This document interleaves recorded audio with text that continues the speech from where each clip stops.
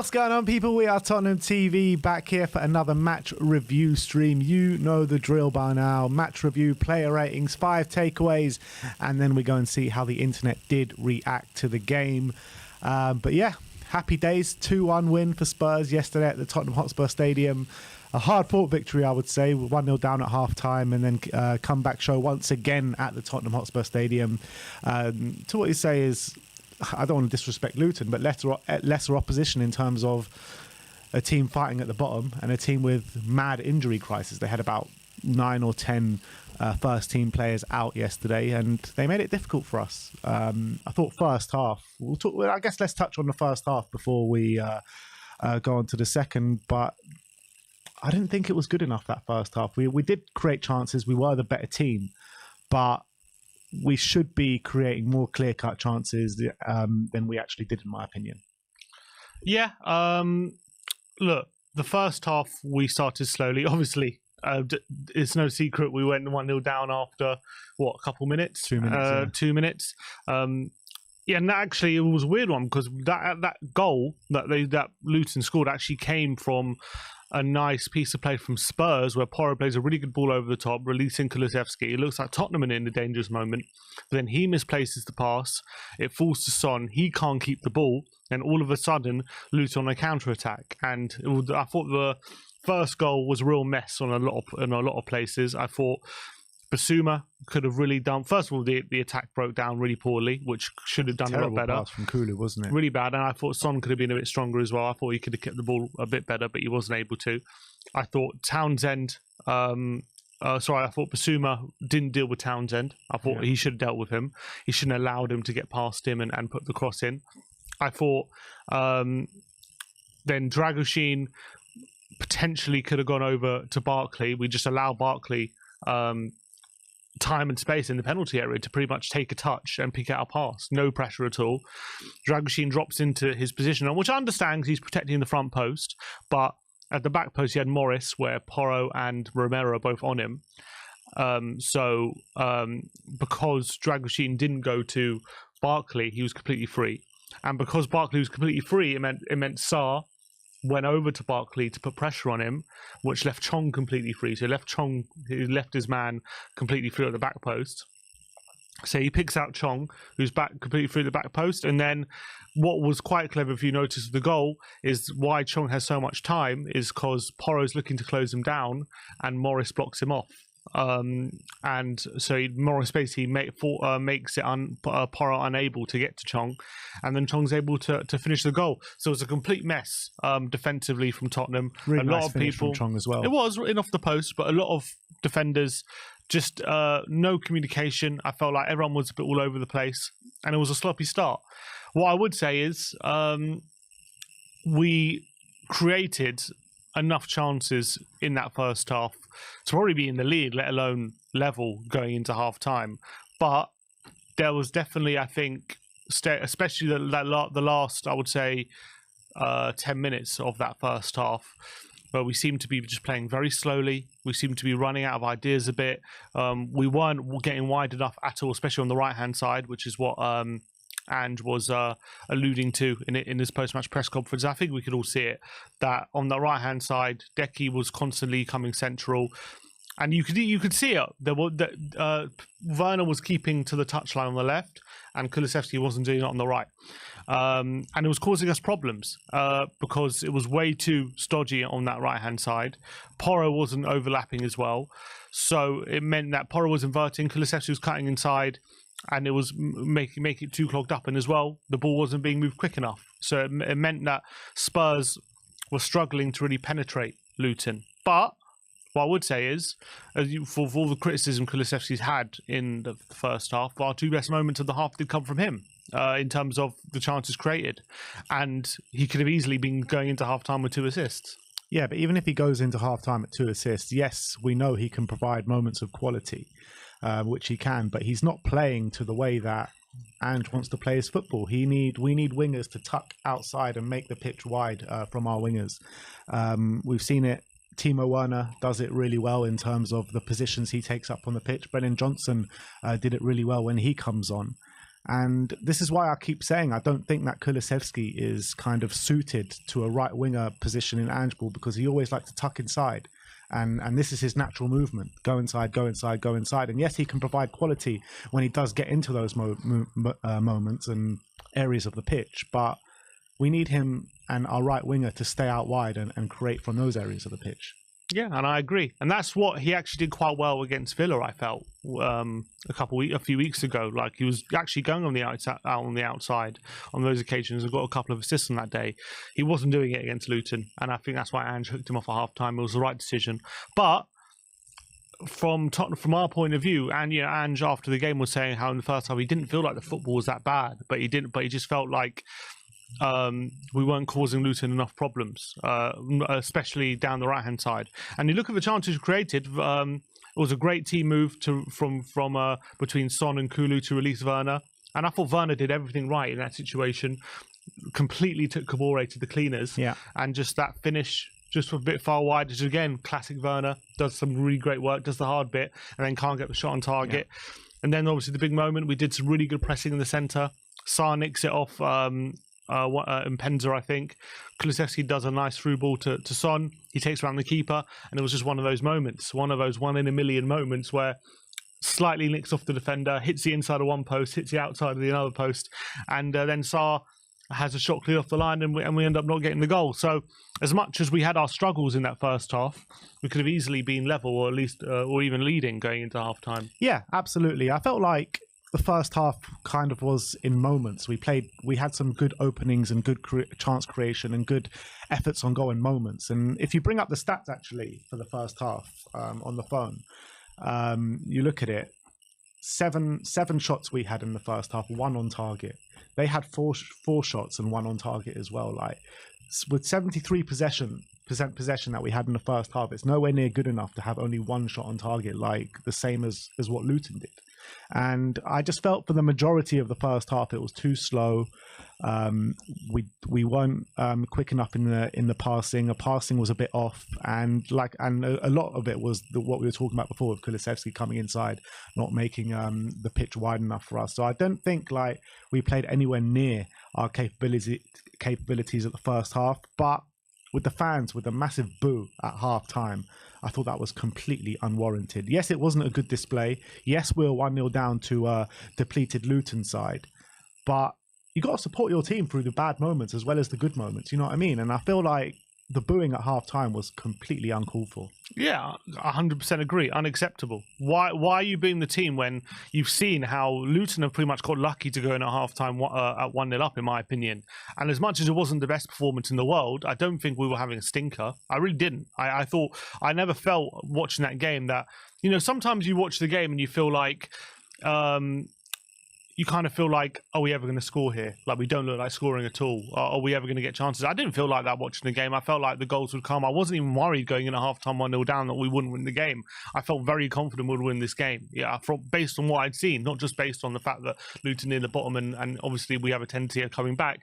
It was more about, I was watching the performance, and as much as we had our struggles and when there were things we could be doing better, for sure, it wasn't as if we weren't creating chances. I felt like we were creating chances even with these difficulties we were having, and I was thinking that we will turn it around in the second half, and we did end up doing it. So I'm really perplexed why a lot of the fans were kind of resorted to booing. I know maybe it was their frustrations boiling over. A lot of people, I was seeing a lot of fans say maybe they were directing it at the ref for some reason. I don't know what the ref did wrong, but maybe they were directing it at him.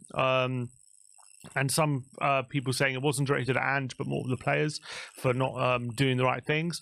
But I think in that situation, I don't understand why you would boo. Because I don't think it's booing should only really happen when it's like a really bad situation where things are turning toxic. The players aren't trying, that kind of thing.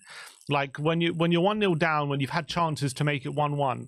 Like if we score one of those goals, no one's booing. So like I don't understand why, based off what they saw, there was like this boo at halftime. I thought the fans need to get a grip a bit if that's what they're resorting to. I agree, and I agree with you as well. I always thought that we were going to turn it round, even with 10 minutes to go when it was going in at 1-1, and the fans started to get a bit antsy and stuff. I always felt like we would find that goal, but it's true. I don't think we were good enough in the first half. As much as we were probably the better team, I don't think we were good enough in terms of the capabilities that we know that we can play to.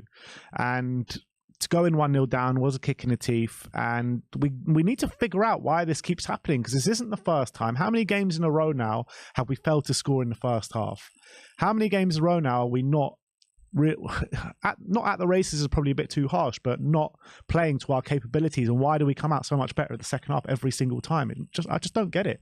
Well, six games in a row we've not scored in the first half, and 7 home games in a row now as well. We haven't scored in the first half, so it's a bit perplexing. Ange was saying in his after the game that the way we play, it tires out the opposition a lot, and maybe they commit a lot of energy in the first half. They can't keep up for the second half, the way Spurs have them playing, moving around a lot, constantly switching positions, always on the back foot. It's mentally tiring and it's physically tiring. So maybe it's a case of teams coming prepared for us, but they can't. There's only so prepared they can be when it comes to the second half and how we really take the game to them. So maybe there's a case for that. As long as we're winning, obviously I don't really care what half we score in, but it is a bit perplexing, especially when you compare it to earlier in the season where it was a complete opposite. It seemed like we used to take the lead every game and start really well, and then we used to end the game a bit. Everyone was saying we conceded a lot of late goals. So I don't know what switched up. I don't know what's changed since then. But there's something about first half, so we can't seem to gain the advantage at the moment. And maybe I don't know if Angie even sees it as a problem, because we're winning and we are really on top of teams usually in the second half. It's not like as if we're going into half times 2 or 3 down. We're usually going in at 0-0 or maybe 1-0 down at the moment. So as long as we've got the capabilities of consistently turning it around, I don't know if Andrew sees it as a problem. But then you would argue, how sustainable is it if you're consistently wasting a half of football? Yeah, it's really frustrating for me, because you see how we can play in that second half, and it's just not being related in that first half. You see it in flashes and you see it in moments, but it's not like what you associate with Ange Ball, full guns blazing, and to keep going at 100%, 100 million miles per hour. But anyway, we finish off 1-0 down at the first half. Second half comes, Kulusevski gets hooked, Brennan Johnson comes on, and you see a much renewed sense of kind of Ange Ball being really implemented. Brennan Johnson straight away comes on and shows what he's about. He's attacking his fullback. He has that 1-2 with Porro, which I thought was brilliant to create our first goal. But not only that, I mean, Brennan Johnson was just involved in everything, wasn't he? Every single thing that we were doing good going forward all came through Brennan Johnson. I thought his movement was brilliant. And he just offered us on that right-hand side. He showed Kulusevski pretty much, in my opinion, how to play that right wing role in Ange Ball. Stick outside to the right-hand side, come inside when you need to, and show that really direct style of play, that direct running and great movement. Yeah, I thought he was excellent when he came on. I think it's no secret he changed the game. I thought not only does he offer that pace and directness that you're talking about, where when he gets the ball, he was looking to take on his fullback, uses pace to get in behind, and not only doing that, when he gets to the byline, he's whipping in crosses with quality in that corridor of uncertainty where defenders and goalkeepers hate to deal with those kind of crosses. And he's now, I think, displayed a consistent ability to do that. He's had enough assists now from that side of the pitch, from that area, where I think we can confidently say now that's one of his biggest strengths, is that ball across the face of goal. It's extremely hard to stop, especially when you've got power, when you've got accuracy and quality on that pass. So brilliant from him. But what I think one of the main things was he was doing things that Ange wants from a winger, which is staying wide, hugging the touchline, stretching the play. Because all that does is, if Johnson is staying wide, it means defender has to go with him, and it just leaves more spaces. So all of a sudden, you saw Sarr picking up more pockets of space in the centre. You saw different players exploiting that kind of space. So that was the key thing for having Brennan Johnson on the pitch. And as well, that moment where the goal that was just cleared off the line. That was Johnson getting in a position as well, where we're getting to the left-hand touchline and he's getting in the box. That's another thing Kulusevski needs to work on. Not just staying wider, but also when Werner's on the pitch, he needs to be getting to the back post to be able to get in those places to finish, which Johnson is as well. Another thing that he's really shown an ability to do, and he was really unlucky not to get on the score sheet. Another one of those 1 in a million things that happened. I think we had 2 in that game, which is why Luton got very lucky, in my opinion. But Johnson was sensational. Really, really happy with him, and he's really getting those consistent goal contributions now. 6 in the last 8 games for him, and I think, well, even one of the assists in count because it was an own goal, but that assist for the second goal was sensational. I think it doesn't get enough credit to lay off like that, have the presence of mind to know where Son is, get that little layoff, have the perfect way of pass to get it into Son's path as well on the stretch. I thought it was absolutely brilliant, and he really, really changed the game. And I think if it wasn't for him, I'm not going to say we wouldn't have won the game, but he made it a lot easier to win the game. That's for sure. Yeah, absolutely spot on. And for those first 20 minutes, 15 minutes of the second half, I mean, we could have probably taken the lead in those first 15 minutes. I thought the patterns of play were looking really good. The tight one-touch passing was looking top-notch. We were just looking a lot more dangerous from the off than we were doing in the first half. And I would say that's probably what happened the majority of the second half, maybe apart from maybe a 10-minute lull period in the middle of that second half. We were so much more... because we were dominant in the first half, but I thought we were so much more dangerously dominant, I would say, in that second half. And this is the way that we need to attack teams and keep playing. And I think Kulusevski kind of hampers that play a lot of the time when he's playing. Yes, it depends. I think in a game like yesterday, he did. I don't think he always does, but yesterday he definitely did, because he was... Look, if you I can give you a perfect example. If you go to the lineups on the phone, and you go to... Oh, is it frozen? No, it's not. And you go to the average position, it perfectly shows what the difference was. So you see there, Kulusevski. Look how central he is in that average position. Look at all that space out wide that he's not going into. And then you look at Brendan Johnson, very much out wide, a very different kind of position taking up. And I think that was the difference in terms of what they offered yesterday. It doesn't mean there isn't a time and place for what Kulusevski can offer, but yesterday wasn't that. And yesterday, especially how Luton play with a back 5, if he's continually cutting inside, it's just going to clog up the spaces. And it's already clogged up because you've got a lot of Luton players there. We need to be dragging them out wide and trying to open up the space as much as possible. And the way that Kulusevski plays, the kind of player he is, he likes to get on the ball, he likes to get involved in the play, he likes to pass and move and knit the play together. And that has its time and place. I think there are performances where that's needed as well. But yesterday wasn't one of those performances. The way Luton were playing, we needed someone more direct, taking on Alfie Doughty, committing to the space and getting those crosses across the face of goal. And that was exactly what paid off for us yesterday. And Brendan Johnson did that to a T. And he stayed out wide. He did exactly what Ange was wanting him to do. And that made a lot of difference to how we were able to hurt Luton yesterday. So I think Kulusevski's had some really good games this season, and I love him as a player. I think he's got so much quality.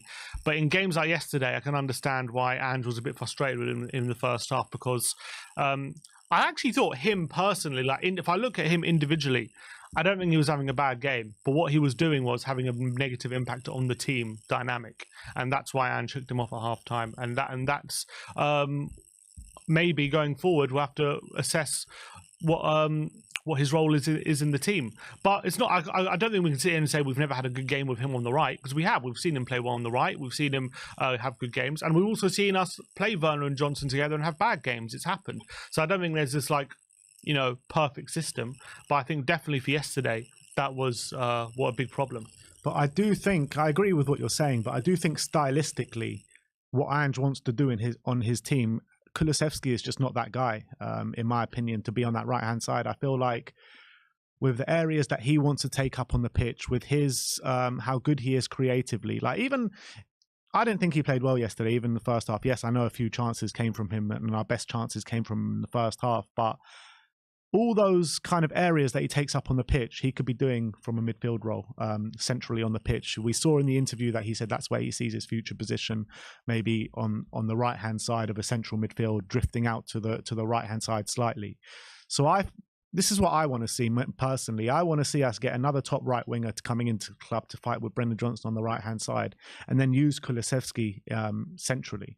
I don't really think that he fits what we want to do on the right. And yes, he can have good games because he's just a quality player and he can have good games there. But I don't think he's 100% suited to that. And Ange doesn't want that from his right winger. Ange wants his right wingers to stay widen the pitch and be like that. And that's why Kulusevski is not going to be that man unless he can learn how to play that role. But he's been playing in this role all season. And he still hasn't learned how to do it. Yep. And that's the reality. And yesterday was the biggest indication of that.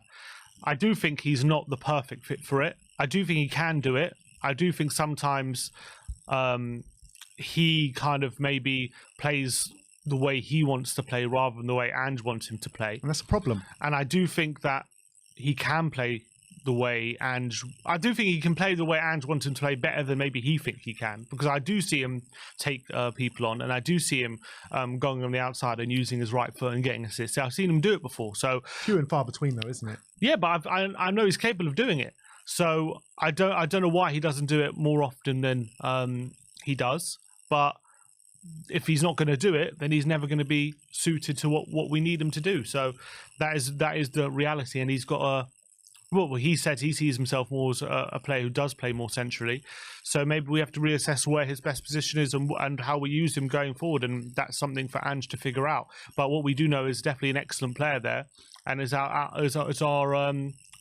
responsibility to find a place for him, because I do believe there's a very, very high quality player that we need to be using. But in terms of getting away from the discourse, there's obviously in terms of that second half, having that dual threat, it wasn't just Johnson. Obviously, Werner as well, I felt was a constant threat down the left-hand side, as much as a lot of the time when he was getting the ball in dangerous positions, the final ball was lacking.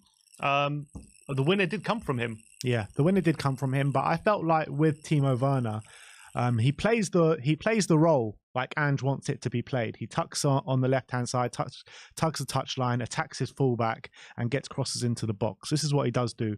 But he left me very frustrated yesterday because he gets into all of the right positions, and then it's very hit and miss about his final ball. I think he did make about 2 or 3 key passes in the game yesterday, one of them leading to a goal for the winner for Heung-min Son. But for the most part, he left me very frustrated with his end product yesterday, particularly, obviously, that big chance he had in the first half. I mean, like you said before, he absolutely took the defender to the cleaners. Who was it? Kabore. He absolutely terrorized him. And then he got into the area, 1-on-1 with the keeper, and he blazed it wide. But this is just the same old story with Timo. You know, he always gives 100%. He's always running non-stop throughout the game, but his end product just leaves you frustrated. I think the discourse is encapsulated in these 2 comments I've just seen back to back in our chat. Espa Monaco says Timo is so bad, and then Multi-Content says Werner is fine. Like, I think there's 2 different ways of looking at Werner, to be honest. Timo, as you say, like in terms of a winger playing the way that Ange wants his wingers to play in his system, like Werner does do that, and he does do what Ange wants his wingers to do: get to the byline, puts crosses across the face of goal, creates chances, gets in the right positions, stretches the play as well, and importantly on the counter attacks, he's obviously got a lot of pace and he's very quick. So when it comes to having a profile of player where Ange wants them.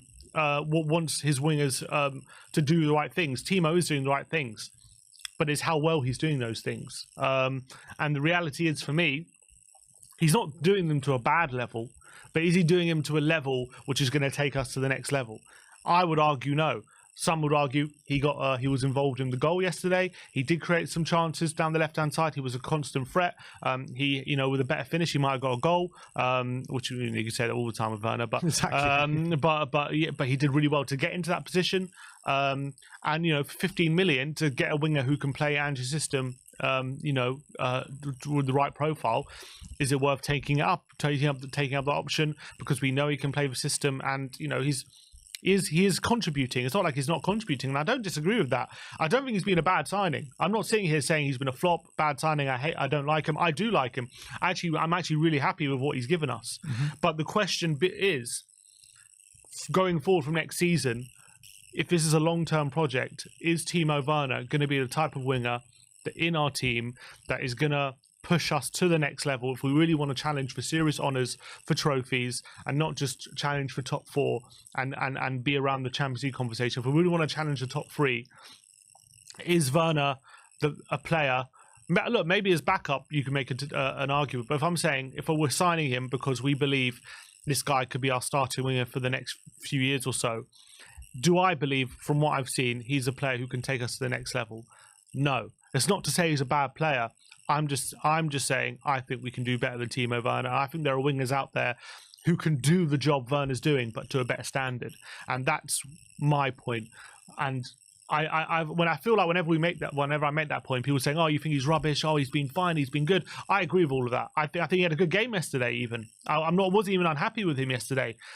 But a better player would have got 2 or 3 assists or a goal, whereas Werner was involved in the winner and created chances, but at the end of the day, wasn't able to get those goal contributions.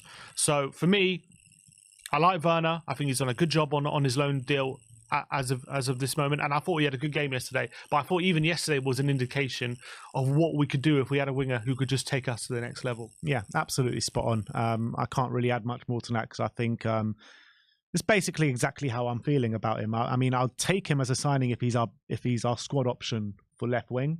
But if he's going to be our starting option at left wing next season, then I don't want to take that up. I'd rather get someone of much higher quality that can make use of the space that he occupies time and time again, as opposed to maybe once a game or something like that. So I like Timo. I like his application. I like his energy. I like his work rate. His work rate's brilliant on the football pitch, but from a quality aspect and from his end product aspect, he does frustrate me time and time again on that football pitch. And you saw it against Fulham. You saw it yesterday in the game as well.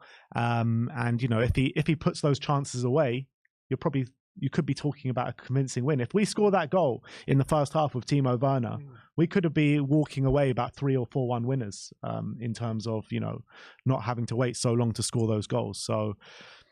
Yeah, let's talk about what was quite a brave decision from Postecoglou at 1-1, I felt, with 20 minutes to go. Spurs chasing a goal. Obviously, we'd actually had a really good spell because Johnson obviously forced the own goal. We were on top. We were just flashing those crosses across the face of goal, and it looked like there could be another own goal at some points. And obviously, Johnson nearly scored as well.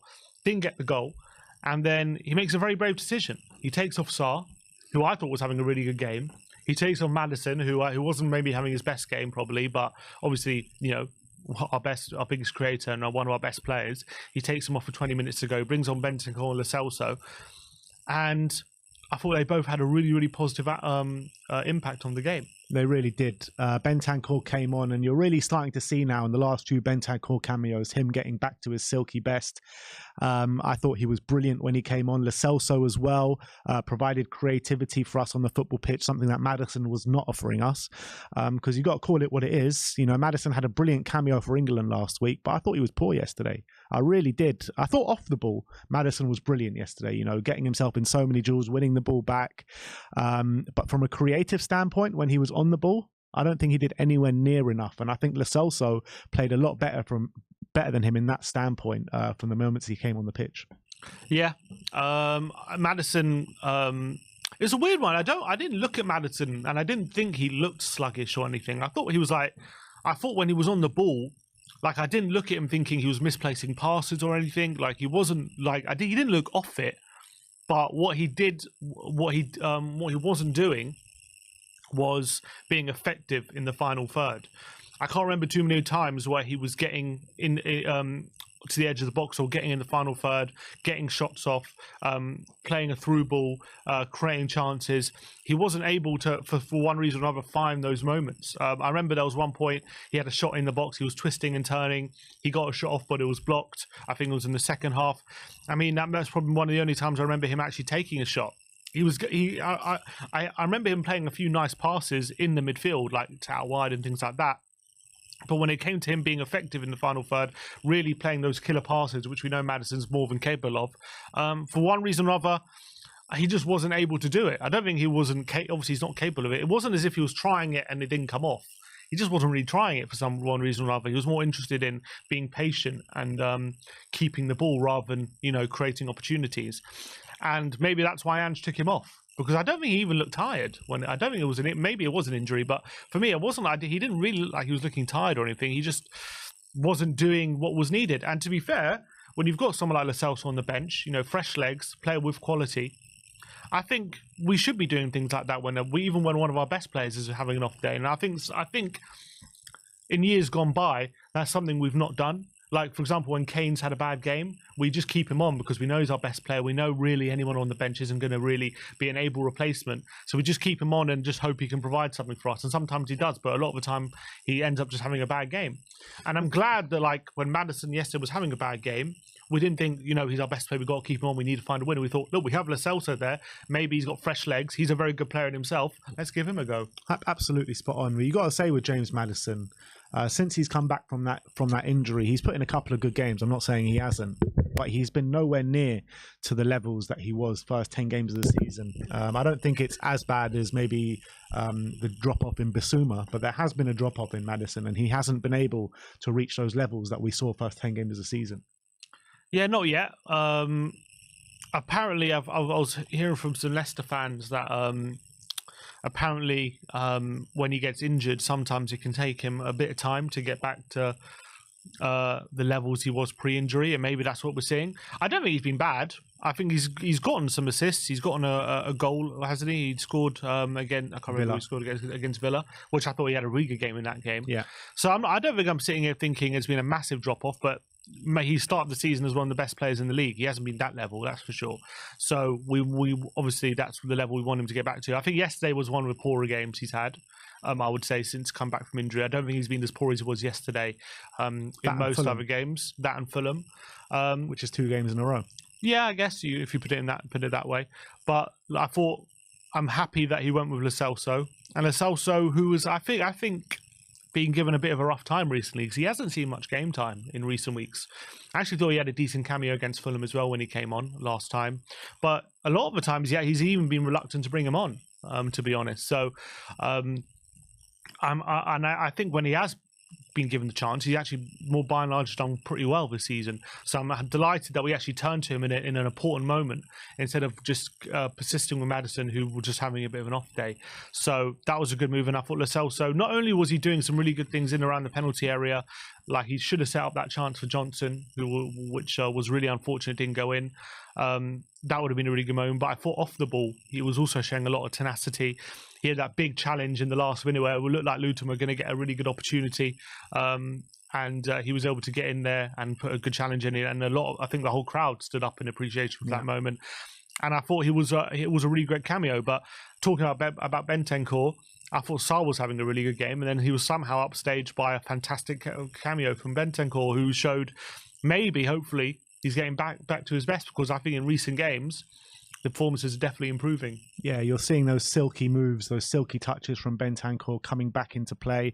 And I've always said it, I've said it all along, that a fit and firing full flight Bentancur is the best midfielder that we have at this football club, in my opinion. And I think you're starting to see those kind of energy levels and those kind of performance levels creep through now. And I wouldn't be surprised if you see him start at the London Stadium in midweek. I think he will, because not only because he deserves it, but I think he's going to freshen it up a bit. I think he's going to want to rotate because of the short turnaround, play Tuesday. So I think he's going to want to use the squad. I think we might see a few changes. I hope, look, I don't want to get into the team news, but I do think he's going to want to keep things fresh and give players an opportunity as well.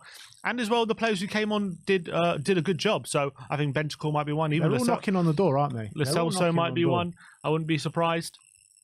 So I do think there's going to be some changes, but I think Bentancur deserves a start.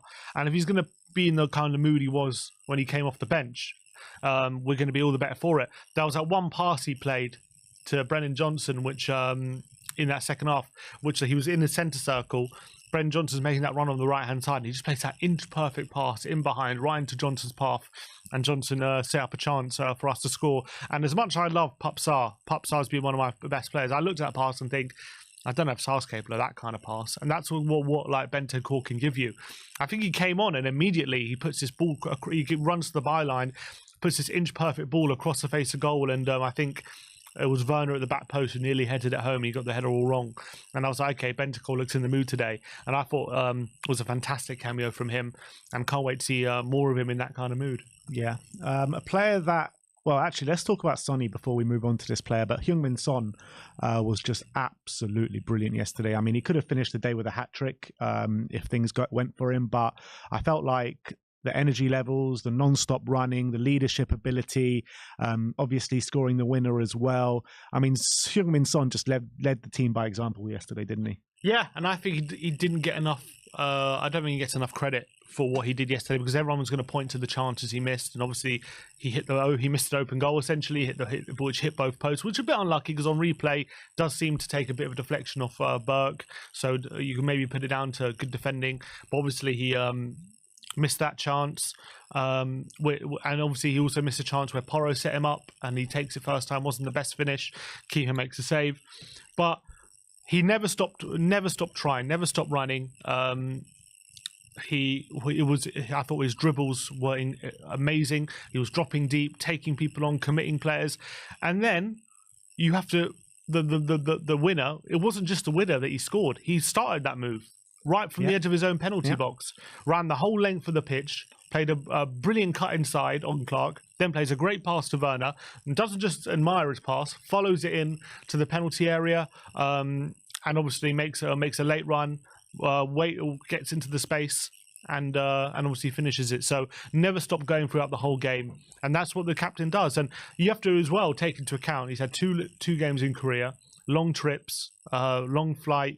You know, he could have had an excuse for looking fatigued or looking a bit off it in this game, but he literally kept going right until the last minute, and was a phenomenal captain's display. I think overall a lot of our good work came through Heung-min Son. You know, especially he's been games against low block sides like Luton, or teams who are looking to frustrate us. He can struggle in those games, but I thought yesterday he had a really top performance. Yeah, completely agree. But we need to talk about Radu Drăgușin because yesterday I felt that we were very harsh on him, very harsh. And we were saying yesterday in the game about, well, I think you said that he was the worst player on the pitch yesterday, which, for Spurs, not the worst player on the pitch, yeah. But even for Spurs, he wasn't the worst player on the pitch. Let's be honest. So I think with Radu Drăgușin, we were very harsh on him. Yes, I still stand by that. He didn't look comfortable on his left. Who was the worst player? For me, Maddison, I think, was worse than Radu Drăgușin. I thought, and Kulusevski as well, in my opinion. See, I disagree. Well, yeah, but what, you think Radu Drăgușin was still the worst on the pitch for us? Mm-hmm. Really? Yeah. So you gave no one a worse rating than Radu? Yeah. Wow. Yeah, I mean, I disagree with that, but I think that Radu, in terms of playing out the back, was a bit dodgy at times when he was asked to play with his left, and he looked very uncomfortable on his left. But there were great moments in there in terms of him getting the ball, driving up the pitch, defensive capabilities as well. I think he showed pretty well. I mean, look, let's be honest, Luton hardly troubled us throughout the whole game. Vicario, made 2 saves throughout the game? Mm-hmm. Good saves, by the way, especially the second one. But I thought Radu actually stood up for the team and played well for the most part. I thought defensively I didn't have too much of a problem with him, even though I thought the first goal he could have done a bit better.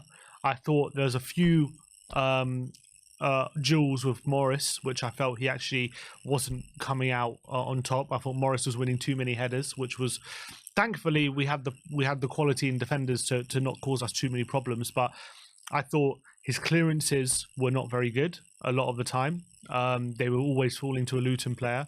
I thought on the ball, he just didn't look that comfortable, in my opinion, especially when it was on his left foot. He didn't look that comfortable playing it forward with his passes. Look, I don't think he had a bad game. I thought there was some really good. I even said that in the review after the Insta match. There was some really good things from him. There was that moment where he charged down the left hand side of the pitch, showing confidence, charging past the player, and opening up the pitch, and that was really good. But I thought there were some moments where a lot of the time, like when I see Romero, when a ball comes into the box, sorry, when he has a chance to like make a clearance and he has a chance to clear it to a teammate, he can pull it off. I feel like Drăgușin struggled with that. A lot of the time it went back to a Luton player, and a few times it did put us under pressure, to be honest. And I think we were lucky. He was lucky that maybe on the day we were playing a team like Luton rather than a better quality team, because I think a team with more quality might have taken more advantage of what Drăgușin was doing, in my opinion. Not to say he was terrible, because I thought there was a lot of good things with Drăgușin. There were some good clearances. He did some really good defending. And look, by and large, they didn't trouble us. But I felt like when they did trouble us, he had a big part of it, in my opinion. So, again, not a bad game, but I did think on the pitch, for me, he was our worst player. Interesting. But look, let's finish off talking about where this win leaves us. Pretty much as we were. If you bring up the table, you can see we are sitting in 5th, 3 points behind Aston Villa in 4th. And yeah, pretty much as you were. We got a game in hand in Aston Villa, which is the game in hand, the Chelsea game. The Chelsea game, yeah. So it is Chelsea away, so it's not exactly the easiest game. But if you're looking at Chelsea right now, you do fancy our chances with them. Can't even beat a 10-man Burnley at home. So, but you know that it'll be a different kind of Chelsea with Pochettino in charge. They're going to try to get the best out of those players when we go there, like they always do. But in terms of us going for the top 4, how confident are you now? Look, I thought it was a good display. I'm still confident. I looked at Villa yesterday, and I think if they played a Wolves team with any of their front line, I think they wouldn't have won. They were really lucky that they literally played a Wolves team playing Lamina up front. So the Wolves missed some good chances. I don't think Villa played well. So I'm still... They go to the Etihad on Tuesday. Like, I think that's a good opportunity to gain some more points on them. Hopefully we can get something at the Upton Park, at the Olympic Stadium. I'm still confident. I'm not saying that performance like really convinced me that we're back and we're gonna take this top 4 race by storm. But I look at how we're playing compared to Villa. I still think we're playing better. I think we're the better team, and I think we've got more wins in us from now to the end of season than they do. And I'm still very confident that we're going to get into that top 4.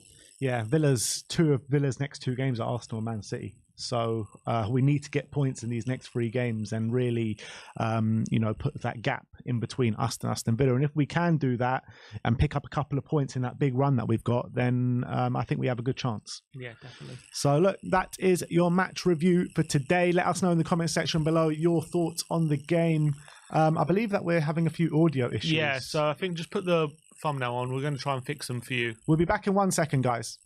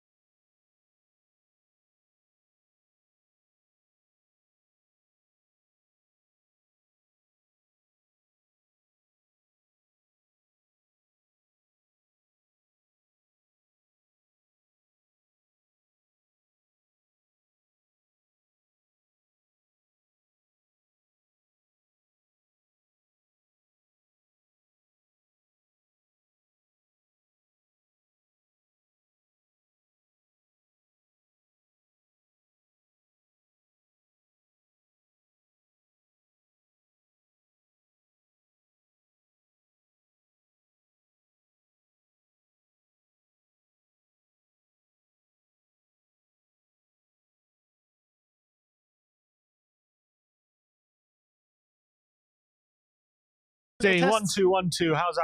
How's that, everyone? Does that sound a lot better, people? Let me know in the chat. praise us for the new audio. Want to know what you're thinking.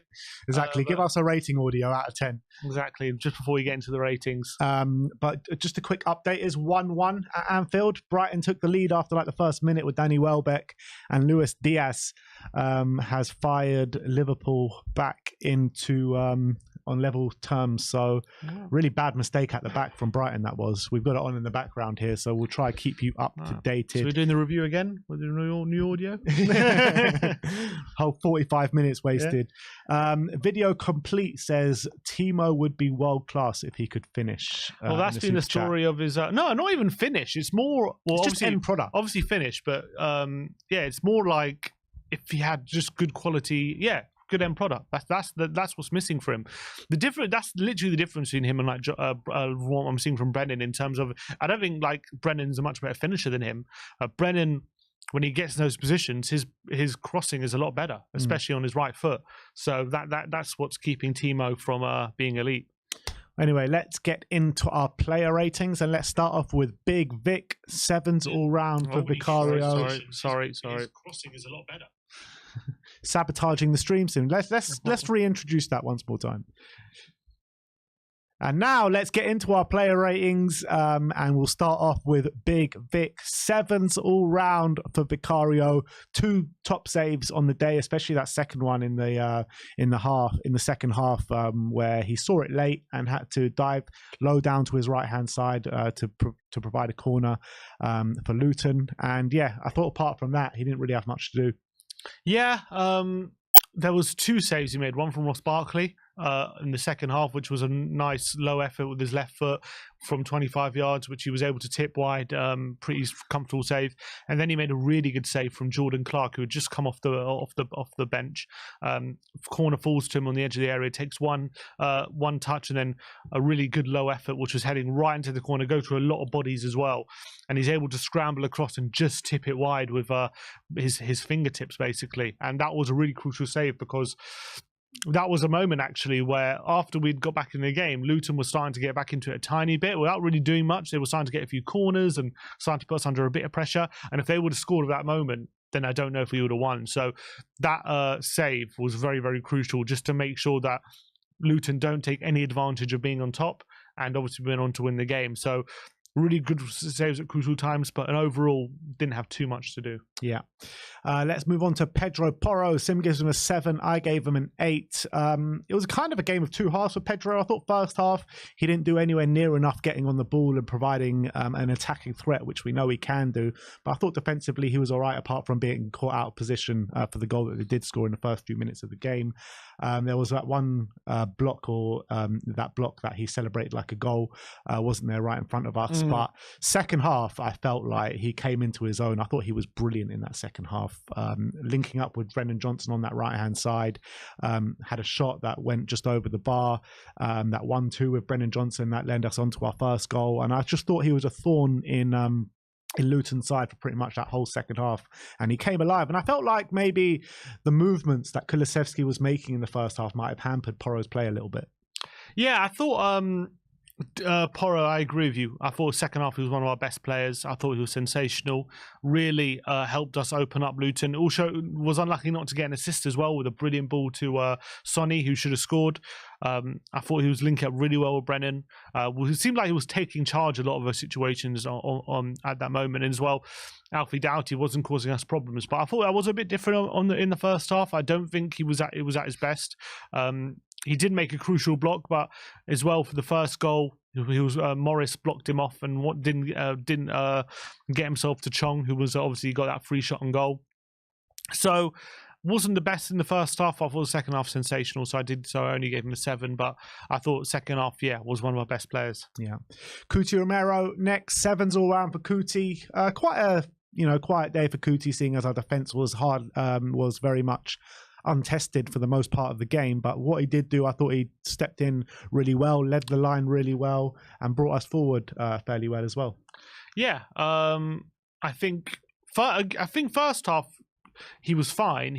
What he wasn't doing was, I felt like when he was getting on the ball, he was just playing it around. He wasn't like playing those punchy passes forward. And I actually saw one moment where he had the ball, played it, instead of playing it to Maddison, he played it back to Vicario, and I saw Maddison screaming him like, look, pass it into feet, pass it into feet. And I definitely did think that changed in the second half. He was playing a lot more progressive, incisive passes forward, and that was a lot better from him.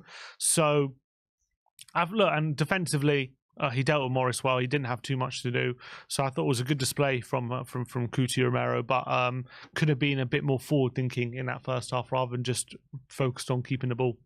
Radu Drăgușin up next. Sim gives him a 7. I don't think that's right.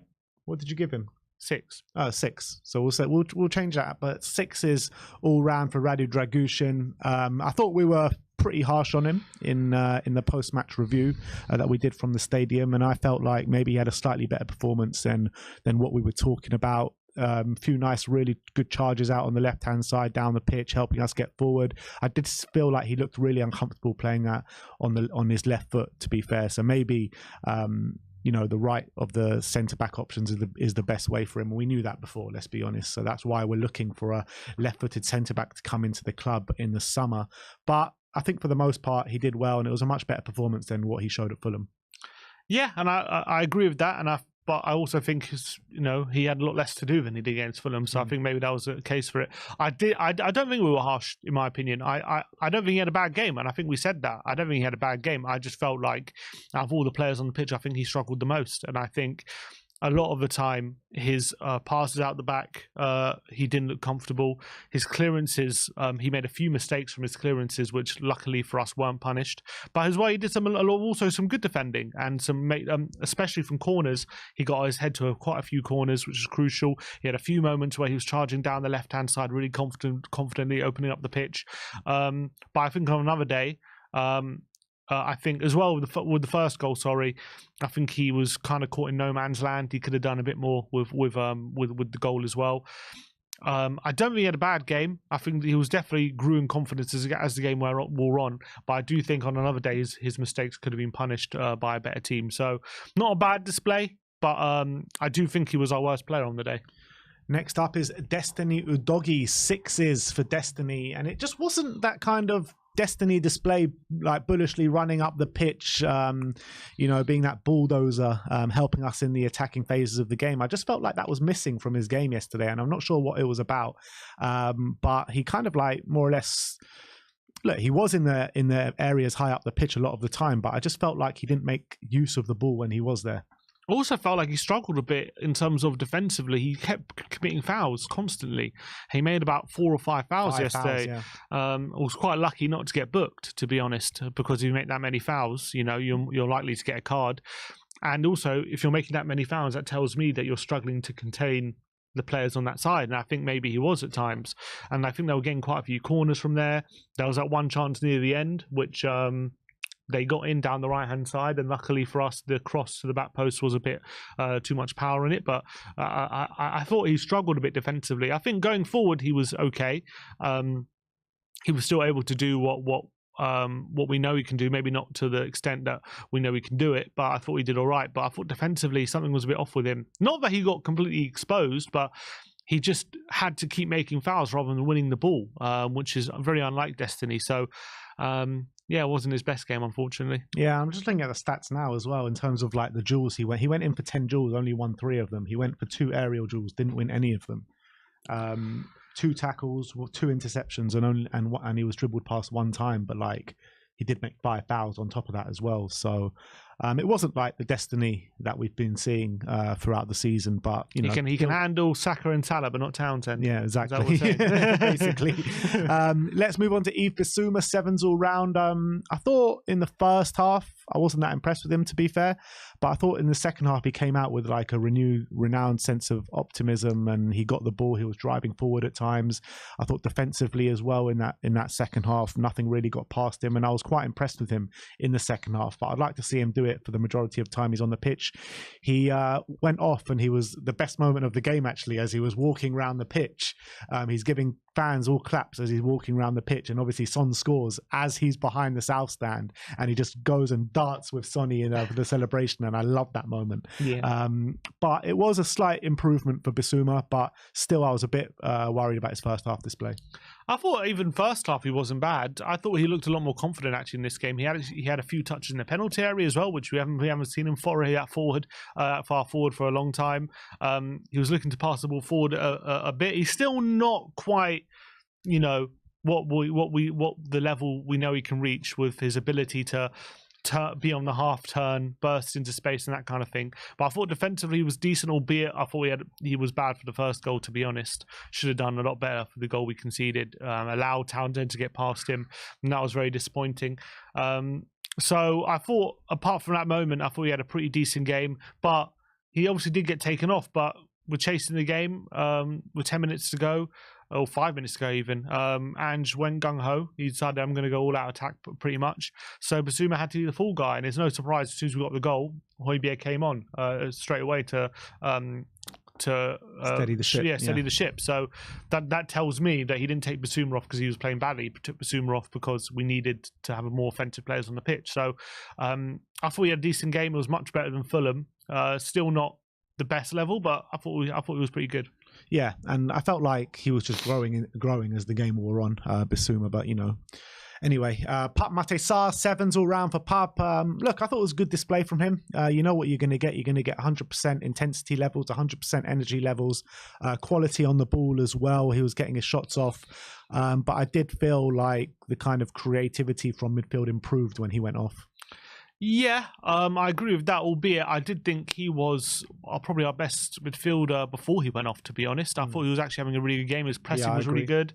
He obviously created that chance with his pressing in the first half. He had that really good moment where he was really involved in that little really good piece of play on the right hand side of the penalty area in the second half. Really good one-touch football in and around the penalty area and created an opening which Porro nearly took advantage of. That's what frustrates me, though. Like, when you see those patterns of play, like what you're talking about when Pape Matar Sarr was involved in that, we don't do that anywhere near as much as we should be.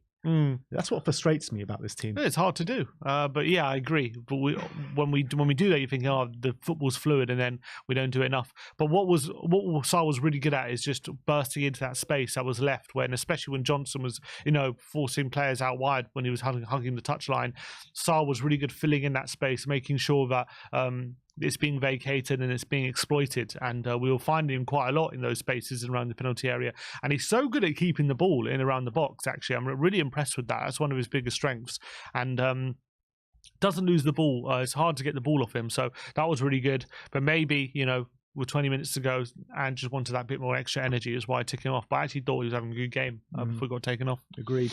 Let's move on to James Maddison. Sim gives him a 6. I gave him a 5. I was quite disappointed with Maddis yesterday with his work on the ball. Didn't give us enough in a creative standpoint. I don't think he even created a chance throughout the game. And when you're playing a team like Luton, you need your creative players to be creative, and he basically wasn't that. Off the ball, I think he did play really well in terms of winning lots of possession, dropping deep, kind of with his small passes in those areas of the pitch. But when he kind of got forward in that number 10 role, he just didn't do enough for me.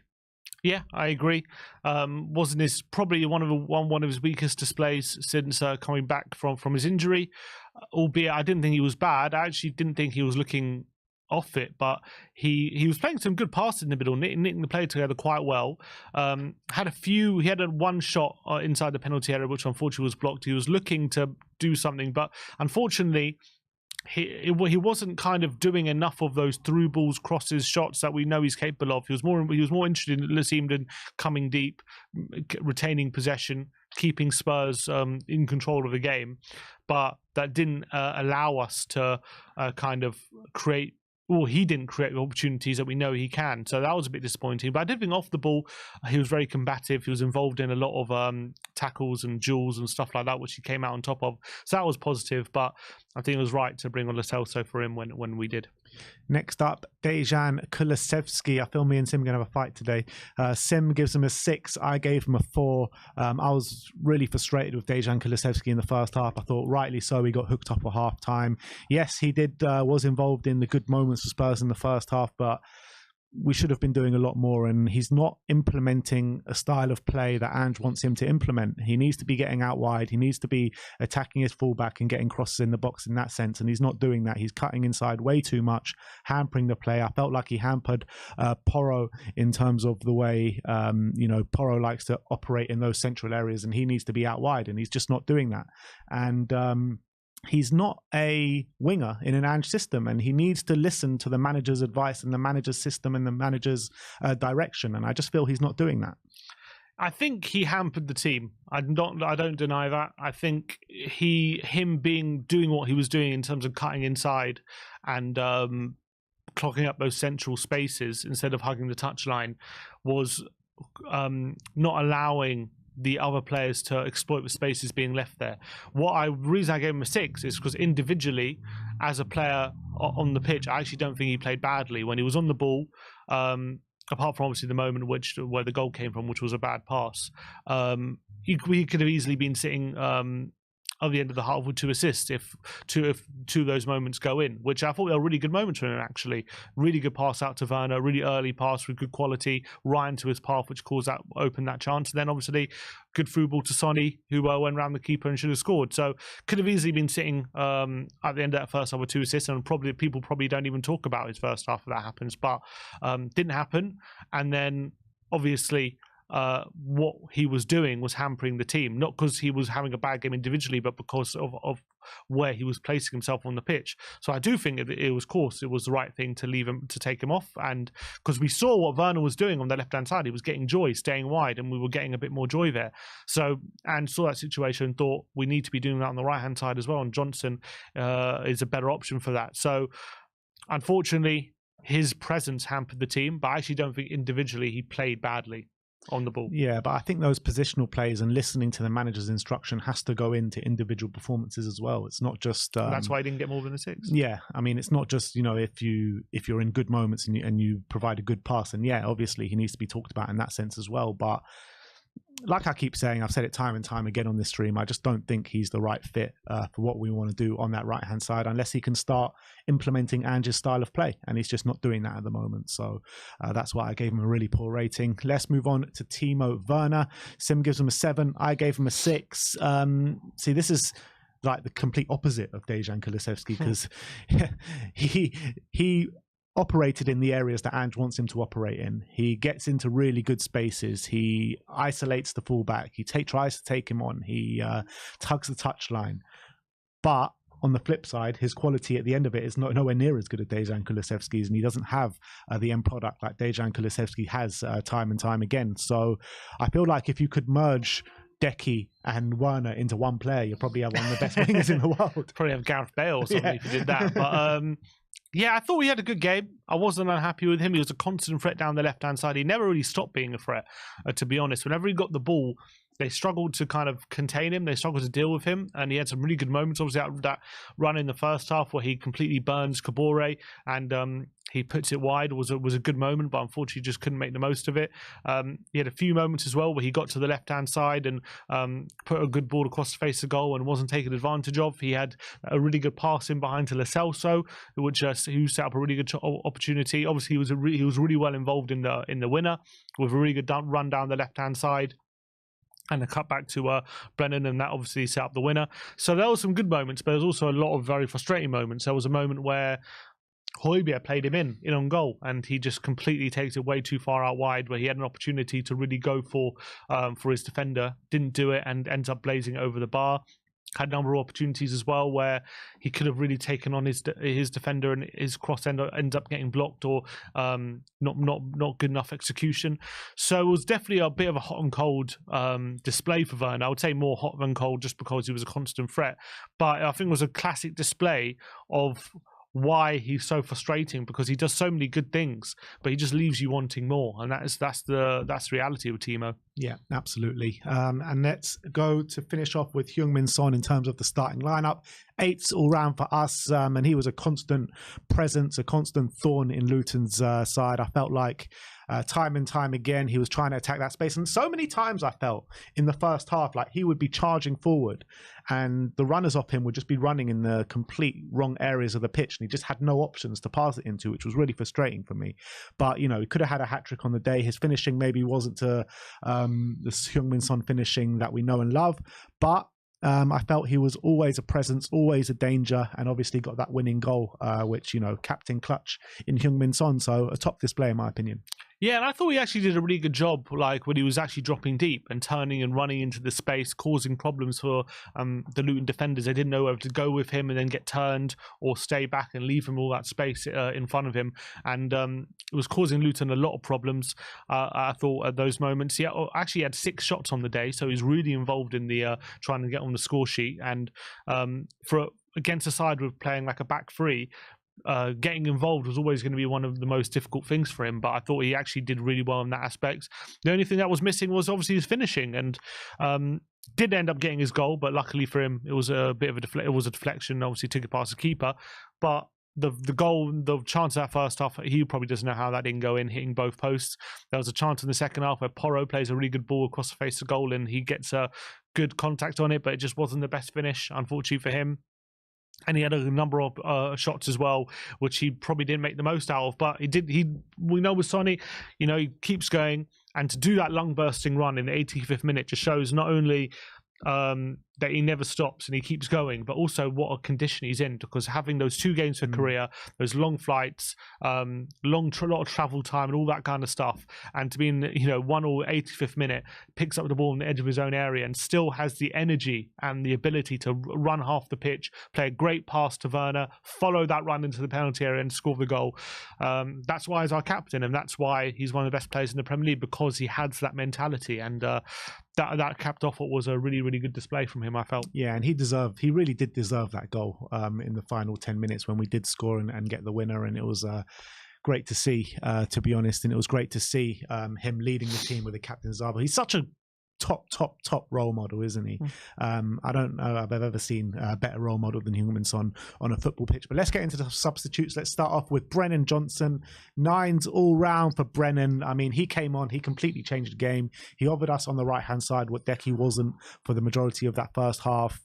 Everything good coming from Spurs going forward he was involved in. Nearly got his goal as well, and the ball was like a millimetre not over the line. I mean, when we were there we thought it was Heung-min Son, didn't we? Yeah.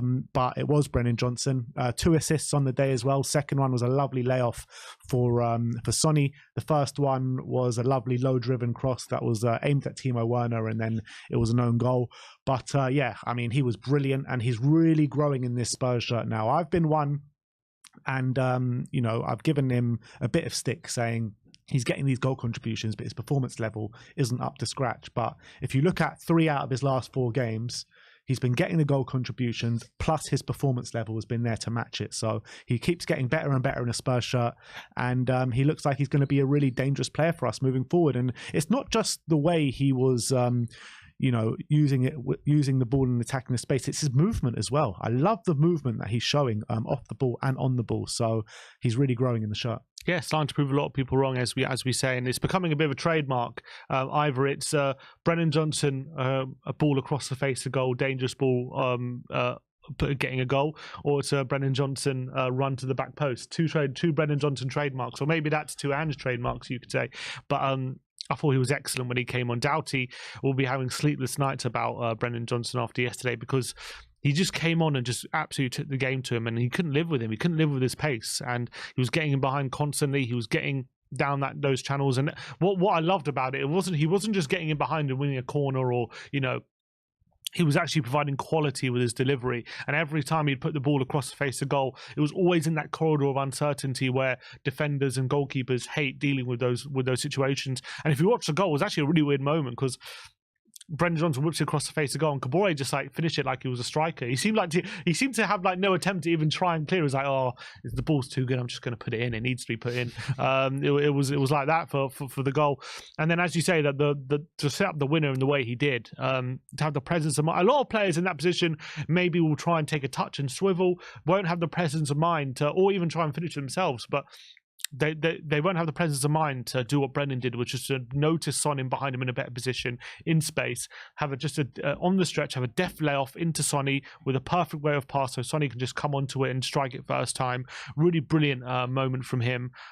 Really great assist and good reward for what was an unbelievable cameo. And as you say, desperately unlucky not to be on the score sheet as well. How that stayed out, I've seen it again so many times. I still don't know how it didn't go in. So it was like Lamella's one a few years back, wasn't it? Yeah, it was literally doesn't get much tighter than it did yesterday for Brendan. So really unlucky. Should have been sitting here with 2 assists and a goal, but brilliant cameo from him. And hopefully people will start to give him some respect. I think that's 12 goal contributions now for him. I think it's 6 in his last 8. He's in good form and he's playing really well, and he seems to really starting to understand what Ange wants from him. And people are look, forgetting how young he is. Still 22. He's such a young player, and clearly this guy has ability.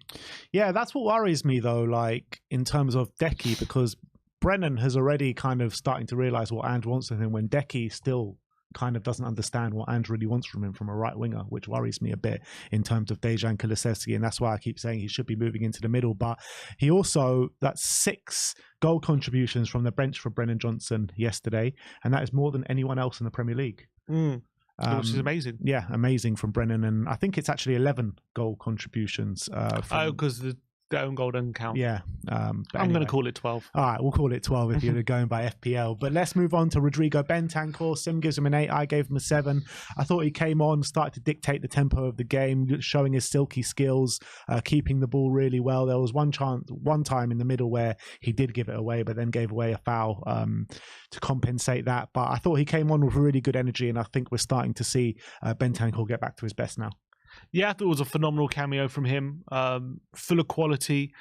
He just does things sometimes in the centre which just leave you in a bit of awe. There was one moment where he picks the ball up in the centre circle, plays an unbelievable over-the-top pass to Brendan Johnson right on a sixpence and creates an opening.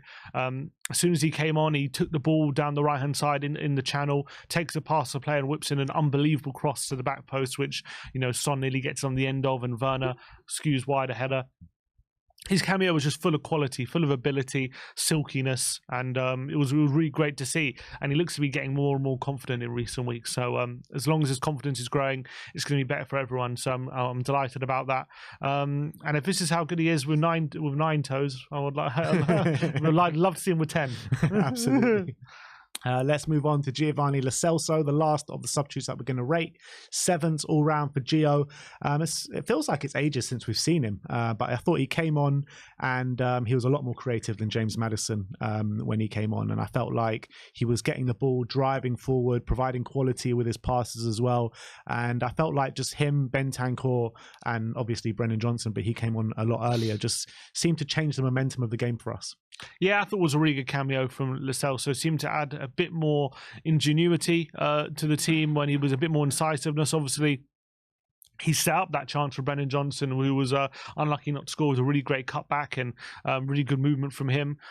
He was buzzing around in the centre, playing quick passes, and also it was really good when Luton were going forward. He was really good, just like making tackles and getting us on the counter and driving us forward with a bit of pace. And people forget how good Lo Celso can be because of the injuries he has, and people get frustrated with all those things. But by and large, this season, when he's had the opportunity to get on the pitch, he's actually been really good. And I thought yesterday was another really good example of that. And hopefully we start to use him more because he can be a very useful player for us. Yeah.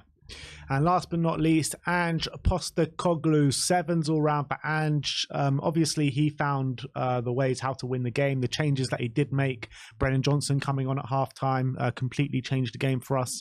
Bentancur, Lo Celso, all the changes that he made impacted the game in a positive way.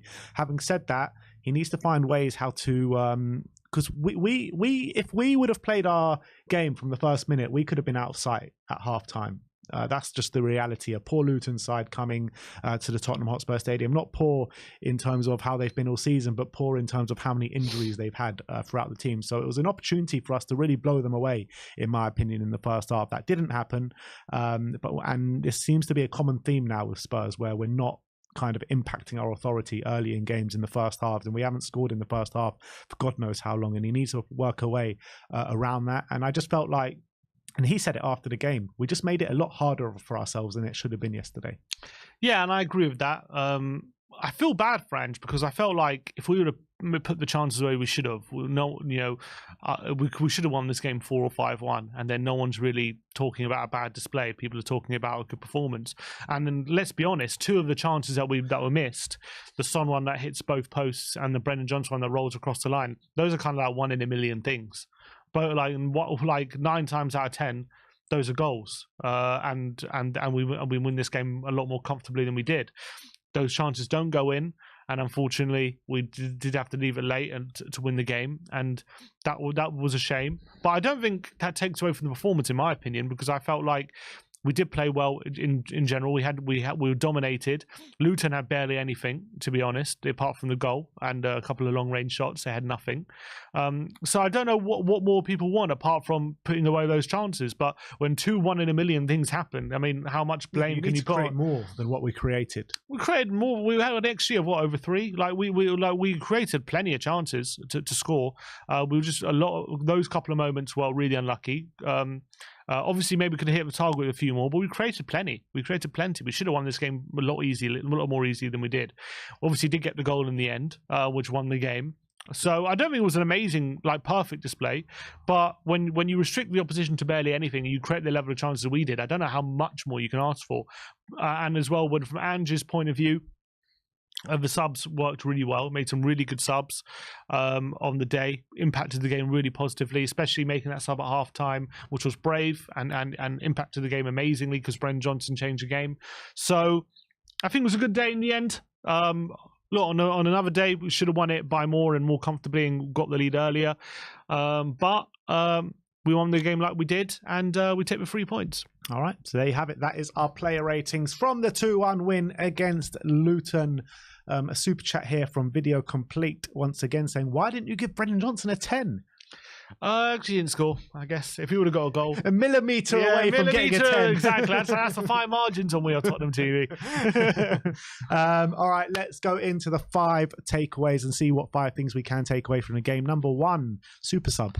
And that is Brennan Johnson. I mean, of all you can say with all our subs, because the subs really impacted the game very well. Particularly Brennan. But Brennan, obviously, as you mentioned, he's become the leading player in the whole Premier League for goal contributions off the bench with 6, 2 goals and 4 assists. And yesterday had a brilliant cameo off the bench, 3 key passes, obviously 1 assist, but obviously set up the own goal as well. Only surprisingly enough, only completed 1 of his crosses and 1 out of 1 dribbles, but obviously it was more than just those moments which impacted the game. It was just the space he was causing to Luton to open up, which was causing him a lot of problems.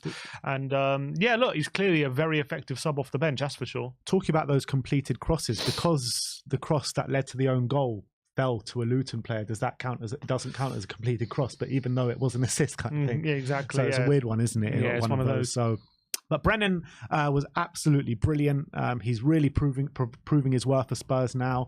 50 million signing in the last day or the last few days of the transfer window, and you're starting to see him grow in the Spurs shirt now. I have been, a critic of his, saying, the performance levels don't really match up to the goal contributions that he's getting. But if he can carry on with the performance levels that he's shown in the past 4 games, minus the Fulham game, then, I think people will start to come over to his side. And I think he's been brilliant. And I don't think you'll find anyone that doesn't give a man the match for yesterday. Mm-hmm. Let's move on to number 2, and that is Captain Fantastic. And it was a real captain's performance from Werner and Son yesterday. It was kind of never say die performance. He had 6 shots on the day, 2 on target, completed 3 of his 3 dribbles, 1 chance created. He had 2 accurate through balls as well. So it was a bit of a real Roy of the Rover stuff from Sonny, because he just never stopped trying. Even though he had those misses, he had that chance that hit both posts. He had that chance where he took it first time with Kaminski saved, and it looked like it just wasn't going to be his day. But he just kept going right to the last,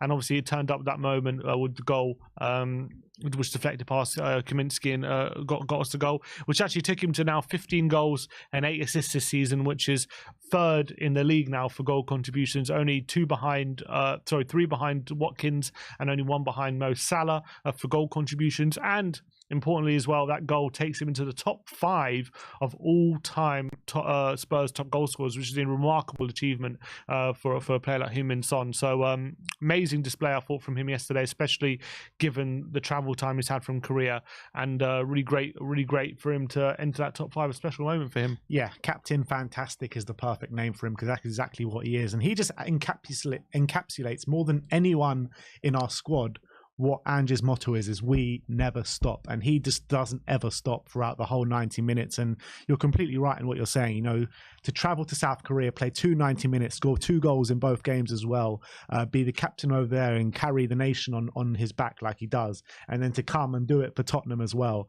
I don't think, like I said in the player ratings, there's no better role model than Heung-min Son in the Premier League, in my opinion. I think he's that good.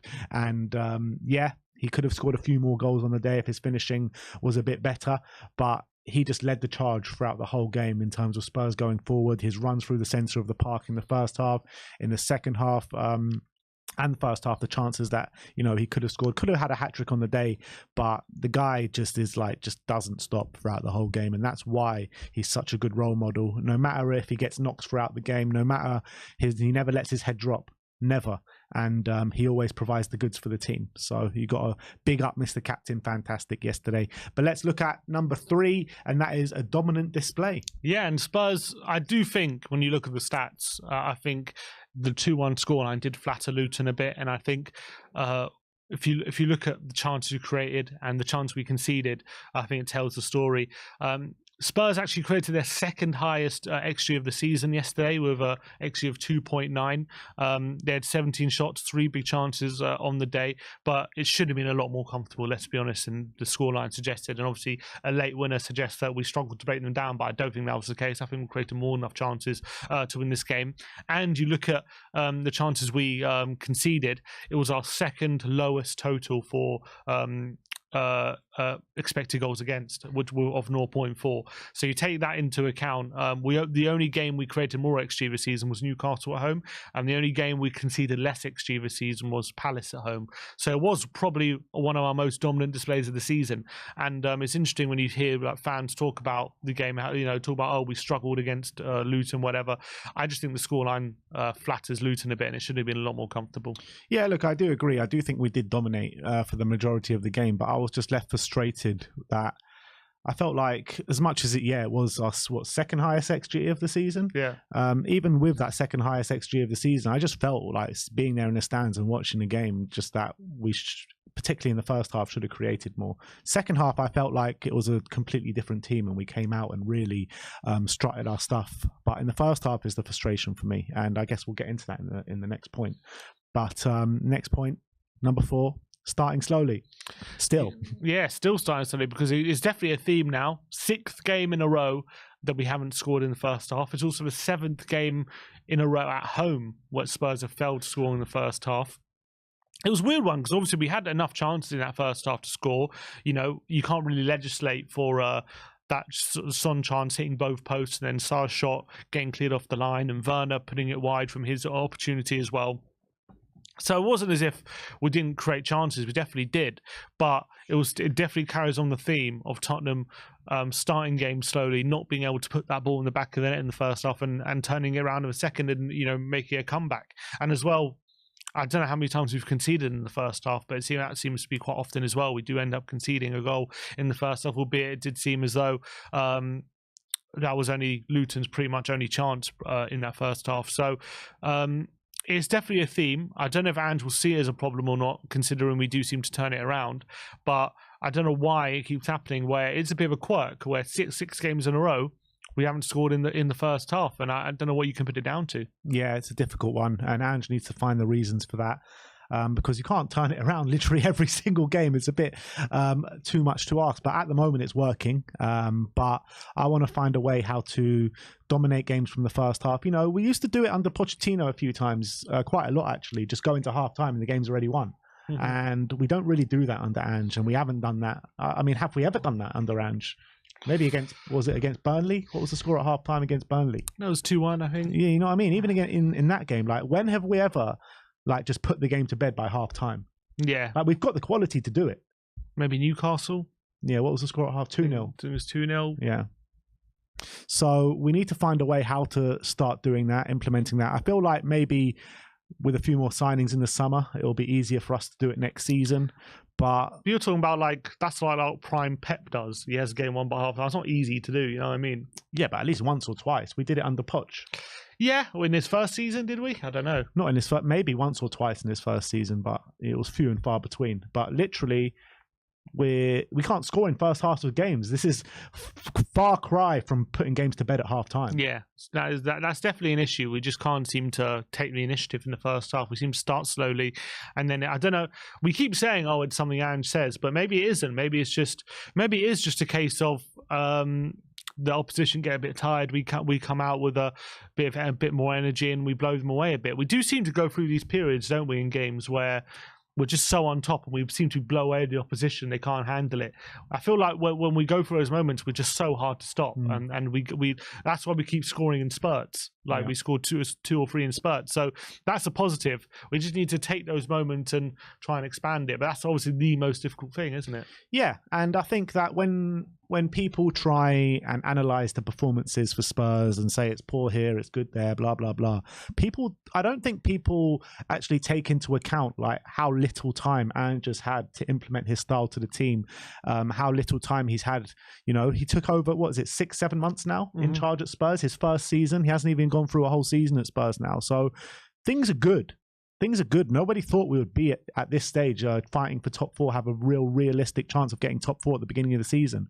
And for us to be here now and, fighting with Villa toe to toe to get that top four, I think is only a good thing. And I think we'll only improve next season. So I think Spurs are onto a very good thing with Ange Postecoglou. And I can't stand, look, nobody is kind of, cannot get criticism. Of course you can criticize Ange, but all these people saying Ange out and this and that, I think they're absolutely mad. I don't know where people expect us to be if you're disappointed with how we're doing or where we are. If you can't see that the football that's being implemented is a really going in a really positive direction, and that it's just going to take a bit more time for us to refine it, and then you're going to start to see these really dominant displays where we're dominating for 90 minutes and we've won the game by half time and all these different things. Right now, in his first season, there's going to be difficulties, and that's what we're seeing. But the positive thing is, even with these difficulties, a lot of the times we're coming out on top, and that's easier said than done. Yeah. And we even said it at the beginning of the season, and a lot of fans said it like, oh, we're going to take a few batterings early on. And because we didn't take those batterings in the first 10 games, I think people's mind got a bit skewed. And now when those batterings happen, like the Brighton game, the Fulham game, they're like, oh, Ange ain't good enough. Ange lost the players. No. Yeah, you know what I mean? But anyway, let's move on to the fifth and final takeaway, and that is keeping pace with Aston Villa. Yeah, and that winner was really important because Aston Villa did go on to win against Wolves later in the day, keeping that 3-point cushion to in the top four race. So very important considering, as you say, Villa's next two games now are Man City away and Arsenal away as well. Two of their next three are Arsenal away and City away. So really big opportunity now for Tottenham to gain some points on Aston Villa. So it was really important that we did keep pace with them with their big win against Wolves just after they beat Spurs.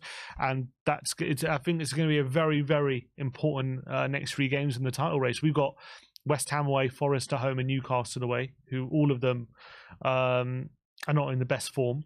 So it's going to be really interesting next few weeks. And it's really important in this game that we didn't let Villa increase their lead against us. Yeah, you did feel like after that Villa game when we beat them 4-0, it was going to be a bit easier to grab that fourth spot than it did. But then Fulham happened, and it feels like now we're really in a dogfight against Aston Villa.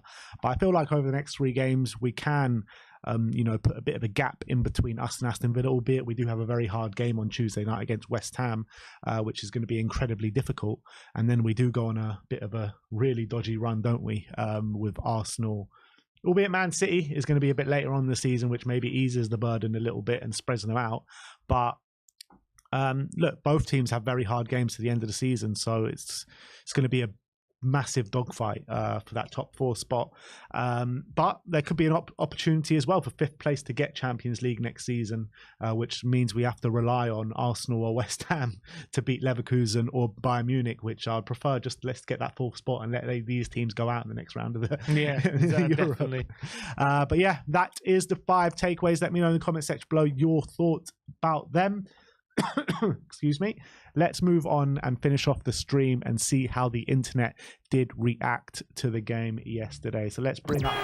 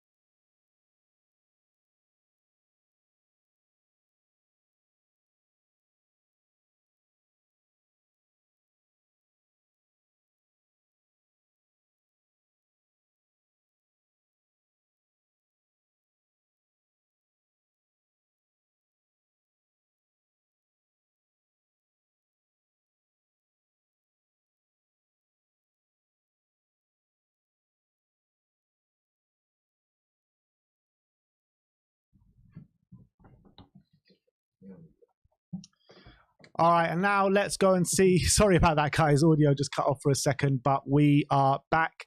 Let's go and see how the internet did react to the game yesterday. Starting off with the Spurs Express, bringing up what we have already talked about, but let's give it one more go. The Spurs Express saying, no Premier League player has more goal contributions after coming on as a sub this season than Brennan Johnson, who has 6, making an impact. And which is... I think why his role has been so important off the bench this season is because he just offers such a different kind of threat with his pace off the bench. Not only stretching defenders and going on the outside and making different kind of runs to the likes of like Kulusevski does on the right-hand side, but also making those runs to the back post. He just makes his defender work a lot. And especially when he's coming on against tired legs, it's very difficult for those defenders to deal with that. So that's why I think he's been so effective coming off the bench this season. Yeah, absolutely. This from Spurs Kings TV. Big up Marlon was in the studio yesterday. I think the guy's got, 100% record in the studio. Yeah, so bring him in every game. I think we might have to make him a permanent fixture here in the studio bar, Marlon. But he says, I mentioned this on We Are Tottenham yesterday with Barnaby Slater, but not sure which one was closer, Johnson or Lamela. If you make these pictures a bit bigger, and maybe we can have a bit of discussion, which one was actually closer. So this one is Lamela's. This one was Lamela's. Against Watford, and this one was Brennan Johnson. Oh my God, what's closer? I think Johnson's is closer, you know? Do you think so? Yeah, I think so, just. Yeah, I think you might be right. Just. You're talking about millimetres here. Literally. And you know what's mad as well? With that chance, so it's rolling across the line. It then hits the inside of the post and actually moves towards the goal before Doughty is able to clear it. So it's literally... And you think it can't get any more in. It then does go a tiny bit more in, and somehow it's not a goal. I mean, I don't know how that happened, but that was one of 2, 1 in a million things that happened yesterday. Yeah. No context, Tottenham. This is Gareth Johnson. I mean, he needs to bulk up a little bit, but well, we can't remember Bale at his age. Well, not his age actually. Maybe not a bit younger. Age, maybe a bit younger. At his age, he was getting offers from Madrid, I think. But Bale was also a bit, scrawny and stuff. But then that's when he really came into his own, when he started getting strong and all of a sudden players couldn't bully him. Yeah. And then he always had that quality about him, didn't he? So I do think actually Brennan's pretty broad. I don't think he's weak. He's not broad, but I mean, Bale was just a specimen, wasn't he? Of physicality. He wasn't always, though. No, not always, but I'm saying when he got into... Yeah. If Brennan gets to that kind of level, then we'll see. But I do think Brennan's quite broad, actually, because he's quite tall. So I think if he adds a bit more muscle, then he's going to be hard to stop. But yeah, not quite on Bale's level just yet. Not quite. But also, you've got to remember, Bale, when he first started out, in a weird way, obviously, he used to take free kicks and stuff, so he was always very good. He was always very good from like a technical standpoint. But he also started off as a player who used to go on the outside a lot, didn't he? He used to go on the outside and put crosses in. That was like his biggest strength. Then he developed into that player who used to like cut inside and shoot. So I'm not saying Brennan's going to turn into Bale, but it's just interesting to see the parallels there. What are you saying then? Just pointing it out. I'm saying Bale, at his younger years, did look a lot like Brennan. Interesting. I mean, like, I think even in the early sides of Gareth Bale, when he went through 27 games without a win or something, I think even in those games, you know, free kicks aside, you could see what a talent the boy was. And I think in the early stages, even from like his debut in his first few games in the Spurs shirt, you could see it with Gareth Bale. I don't think you really saw that as much with Brennan, but I think Brennan still needs time and he's growing, that's for sure. Well, Bale was 17 when he broke in as well. Yeah, and you saw that quality straight away. Yeah. Bit different. Carly T says the evil spirit of Conte kept this one out. The evil spirit of Conte. Look, I don't know how that didn't go in. I think it does take a slight deflection off the defender, but incredible how that didn't go in. It was mad. Football on TNT Sports says most goal contributions in the Premier League this season. Ollie Watkins 26, Mo Salah 24, well 25 now because he's just scored, and Heung-min Son 23. Yeah, it just shows how effective he's been. One of the best players in the league. Wouldn't be surprised if he's top of that chart come the end of the season. But he's had an incredible season, Sonny, and especially as well, he missed a month through the Asia Cup as well. So you got to take that into account. What a season he's having. Do you think right now, as it stands, if the season finished tomorrow, team of the year, this should be the front three? Watkins, Salah, Son. Yeah, I do. Without Erling Haaland. Even though Erling Haaland's top goal scorer in the league. Yeah, but he's not as good. I don't think he's done as much. The fact that he's got 18 goals and he's not near the top of that goal contributions tells a bit of a story for me about Haaland. As much as I think he's amazing right now, it would be. But if Haaland goes on to score, like, I don't know, nearly 30, then you obviously got to put him in there. Yeah, and at the expense of who? Watkins. Probably Watkins. Depends if Watkins ends up with like 40 goal contributions. He probably has to be there. Yeah. So at the expense of who then? No one. Doesn't get in there then. Alistair Gold says, for a man who was starting in his third match in just over a week and flew back across the world, Son in the 86th minute picked up the ball in his own box, sprinted up the field, played Timo Werner down the left, ran into the other penalty area to fire Johnson's layoff captain. Yeah. And I couldn't put it better myself than Andy Gold put it there. That was such a big moment, and he must have been tired after international break, and to pull off that lung bursting run and not just pull it off, but have the quality with that moment as well was a very special moment for Sonny, and that's just why he's got that mentality. Next up, George says the grass ain't always greener. This is Harry Kane after losing 2-0 to Borussia Dortmund yesterday, and now you got one job left to do, Harry. You've got one job, and that is to knock Arsenal out of the Champions League. But realistically, if you wanted just to beat Arsenal, you could have just stayed. Looks like, that what's his name, Tuchel. He said the league's over after yesterday. He conceded.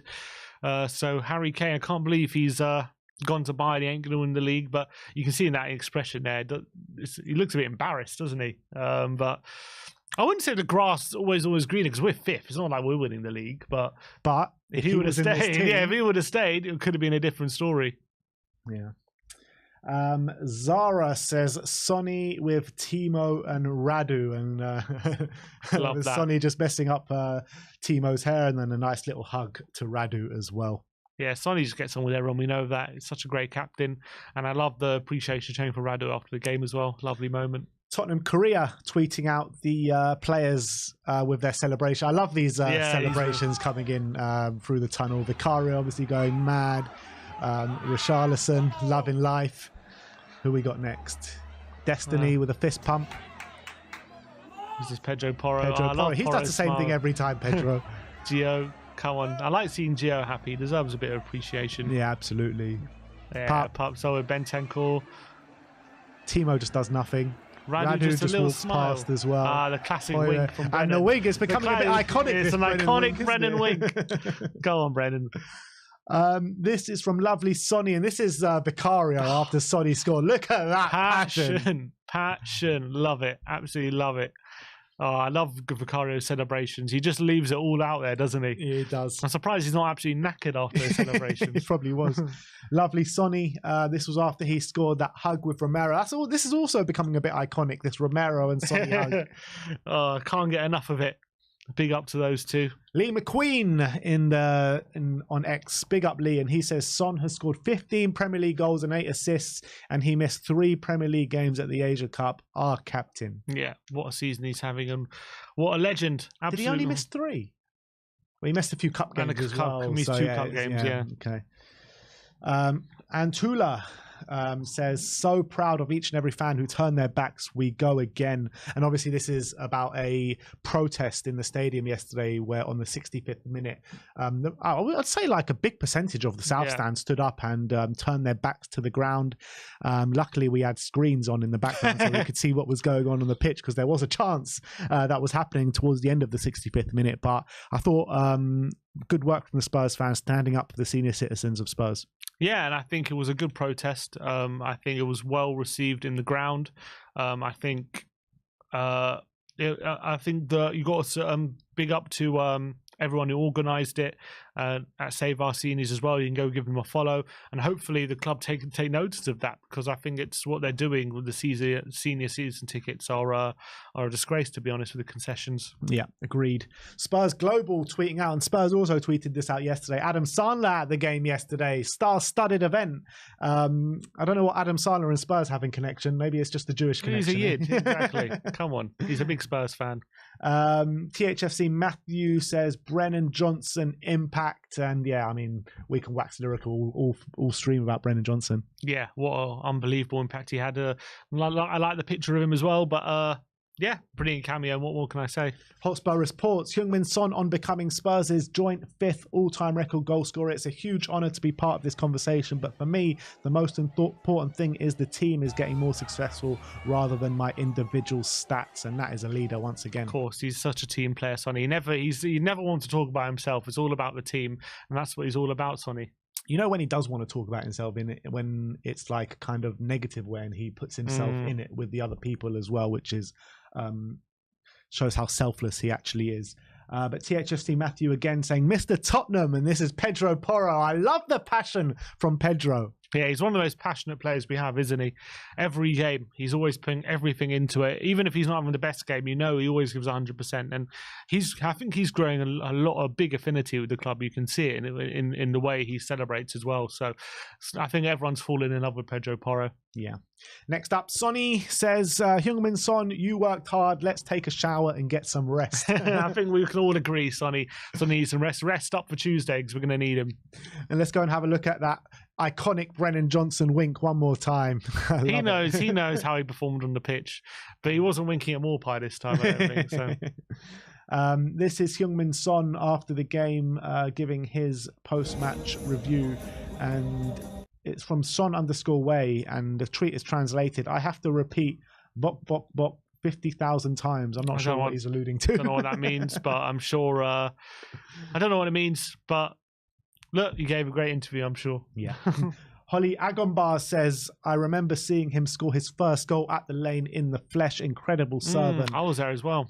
Who was it against? Crystal Palace. What was the score? It was his first home game. It was 1-0. He scored the winner back in 2015. And now look at him, 160 goals later. 160 goals. So the only players that have scored more than him, and Martin Chip is 174, which you would imagine by next season he should be above that. Bobby Smith 208, Jimmy Greaves 266, and Harry Kane 280. By the end of his Spurs career, where do you think he ends up? Definitely in the top 3. Actually, definitely in the top 3. That's a big ask. 4-2, because he has 48 goals. Definitely in the top 4. If he stays 3 more seasons, then he'll be in the top. Then he can be in the top 3, I think. And I think he will stay 3 more seasons. Yeah, I think Jimmy Greaves is going to be a bit too much. Yeah. I think top 3. I'm going to go top 3. Bobby Smith, yeah, I agree with that. Sonny showing his love for a little intruder onto the pitch yesterday. And I thought that was lovely because this little kid, darted out from the south stand during the game yesterday. And you got all these stewards running after him, and then he tries to approach Sonny, and like Sonny kind of just goes up to him, shakes him on the head, and go, "You naughty boy!" Lovely moment for Sonny. I bet the kid would love having his hair ruffled by Sonny. Who wouldn't? Yeah, and if you look at the tweet that's been quoted as well, just show those pictures. I thought they're lovely pictures as well. Don't think Sonny felt he was going to be in danger after that. Yeah. Next up is Football Confidential. Full time, Tottenham 2, Luton 1. Spurs now just 8 points off the top with a home tie against the temporary leaders to come. Come on. And everyone remembers that tweet. Harry Kane's We're chasing him down. Liverpool are still winning, but Brian can turn it around. Come on. Sonny 07 with the tweet. Look at that passion from Heung-min Son with watered eyes emojis. Unbelievable. Oh, this was a funny one from yesterday. Calvin Phillips, this is not Spurs related, but I thought I'd bring it in anyway. Calvin Phillips is not in a good place. West Ham fans were shouting criticism of him, and look at that reaction from Calvin Phillips. Yeah, they were shouting he's useless, and then that is not a good look, especially when you're on loan at a club. You want to impress and you want to earn a permanent move, and you're doing shit like that. Is that it for Calvin? Can he ever come back from that? He just has to play well, I guess. Yeah. I felt bad for him because I didn't think there was a penalty against him. And maybe he's been blamed for that. But yeah, but he came on at 3-1 up. Yeah, that doesn't look good either. That doesn't look good either. He came on at 3-1 up. They lose 4-3. But if let's say this was Spurs fans, I wouldn't like that. No, I wouldn't like that. No, it's as a professional, you can't be doing that. You can't be holding yourself in a professional standpoint. And I saw a funny tweet from a West Ham fan during the game, and it was like tongue in cheek, obviously, but he said Calvin Phillips coming on, West Ham are 3-1 up, final result 4-3 to Newcastle. Brilliant. He called it. Unbelievable. Carly T next up. Carly on You Spurs says Sonny hitting both posts. This was brilliant. Did you see this yesterday? No, it's brilliant. It was in the Rangers game. Literally pretty much the same chance of happening. Boom. Brilliant. Axel THFC saying another goal and assist. Keep on hating, haters. Boom. Yeah, and look, Brennan is starting to really make an impact now, and you got to give him a lot of credit because there was a lot of criticism, but he's really starting to turn it around now. Yeah, Daily Hotspur just showing again how tight that was. So close to being over the line. Axel THFC next up says 25 games, 15 goals, 8 assists. Heung-min Son, our captain. Unbelievable goal return. Unbelievable. Yeah, incredible.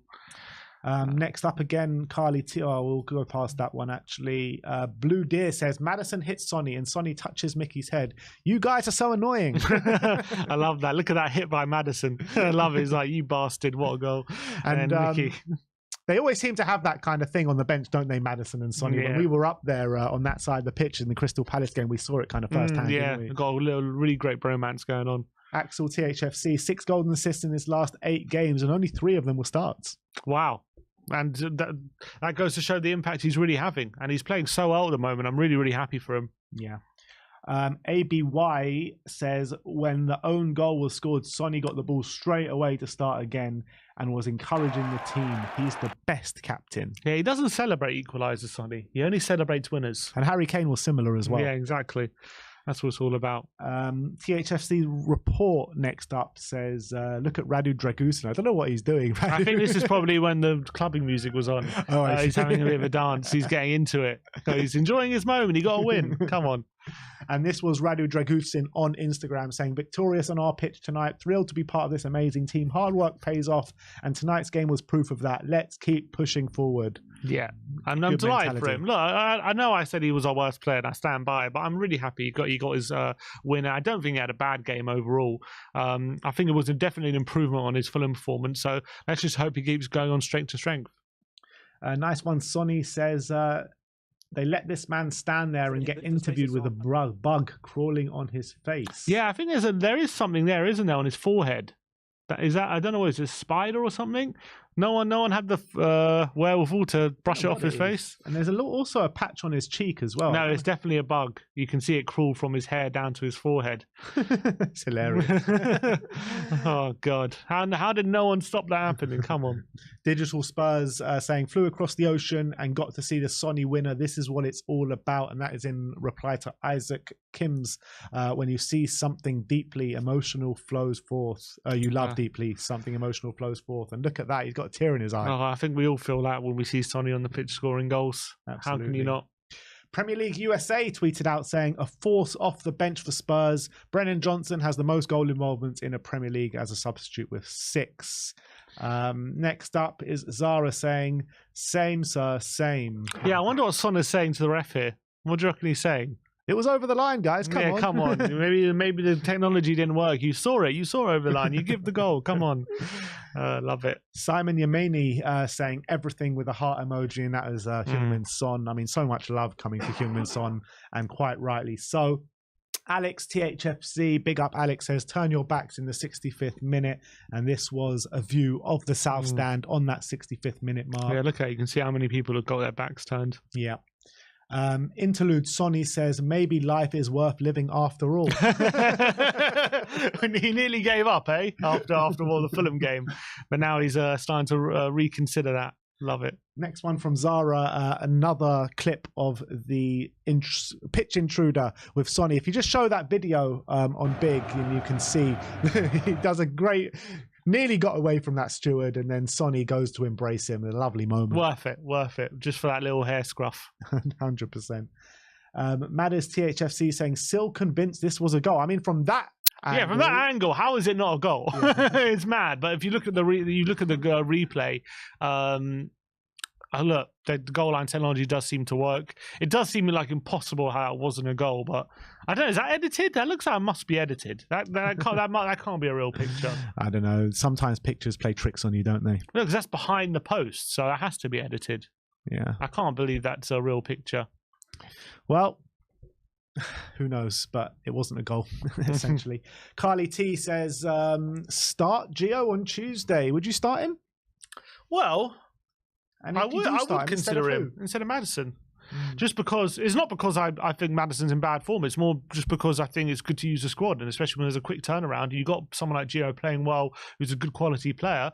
You give him a start with the view of bringing Maddison back in for Forest. So I know Tuesday's a difficult game, but they're good players, and I think you got to use the squad. Raise a lot of eyebrows though. It would. James Maddison for West Ham. But it shouldn't. But it would. Unless you bring in Gio for Forest. No, I think do it now because it's a quick turnaround. So I think that would be the best way. But I'm not sitting here saying I think he should definitely start, but I would say I would consider it if Maddison's not 100%. Yeah, I'd agree. Son 23-24 versus Harry Kane 22-23 stats in 26 games. Son 26 games, 15 goals, 8 assists. Kane 26 games, 22 goals, 2 assists. One less goal contribution, but Spurs fans will tell you Son isn't our most important player. I mean, which Spurs fan will say that? Maybe last season, I don't know, but people wouldn't say that. But he's definitely our most important player now, that's for sure. But it's mad to think about because Kane had a mad season last year. He got 30 Premier League goals in the end, and he had an incredible season. And we're seeing here with Son only one less goal contribution at this point. I mean, just imagine how many goal contributions Kane would get in this team this season. Well, probably similar, maybe more than Son, probably. I don't know. More goals, but assist-wise, probably would be similar. Yeah. Again, another clip of Sonny and this little kid that did the run onto one the of pitch. The features of yesterday. Yeah, exactly. He's absolutely the best human and captain, is what the tweet says. And yeah, absolutely right. Next one is Football Confidential. This was the incident from earlier. After Brennan Johnson's shot was cleared off the line and no goal was given, but did it cross the line? Did technology fail? I mean, from that angle, it does... No, from that angle, it doesn't look like it's over the line. From the other angle, I don't know if it was edited, but it definitely looks like a goal from the other angle. But this angle, that's pretty definitive that it wasn't over the line. Yeah. But the thing is, from that angle, it goes on to hit the post and go further in. It does. It goes further in than that? Yeah, it goes further in because it hits the inside of the post and goes a slightly bit further in before Doughty clears it. Do you think technology failed then?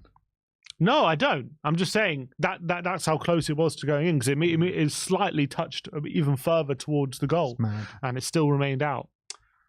Simon Yamini says Werner, Johnson, Son. We have three. All three have been brilliant in the second half. Werner and Johnson have gone hard and fast versus their defenders. Son has worked his arse off pressing and getting into great positions centrally. And that was for that team goal that Sonny did score. Yeah, it was a really good team goal. And that's also been something of a pattern. Like these really great late team goals, like the Brighton one, like we saw, like the Brentford, we saw some really good team goals in similar positions. And this was like another really good example of that. Really just well-worked, good counter-attack, everyone doing their roles and ends up in the finish. And that's something that's been happening consistently now. Yeah. Spurs Express saying Timo Werner on Instagram saying, great win, great atmosphere, on to the next one. Good for him. Big up to Timo. This is from SVR saying, Papa Lolo, Papa Kuti and Uncle Sonny to Luca and Valentino. We're a big family. I'm not sure who. Oh, Lucia and Valentino must be. Yeah, they're all waving at their. They're waving at their families and stuff. Yeah. That was a lovely moment at the end of the game. They all got together. That's lovely.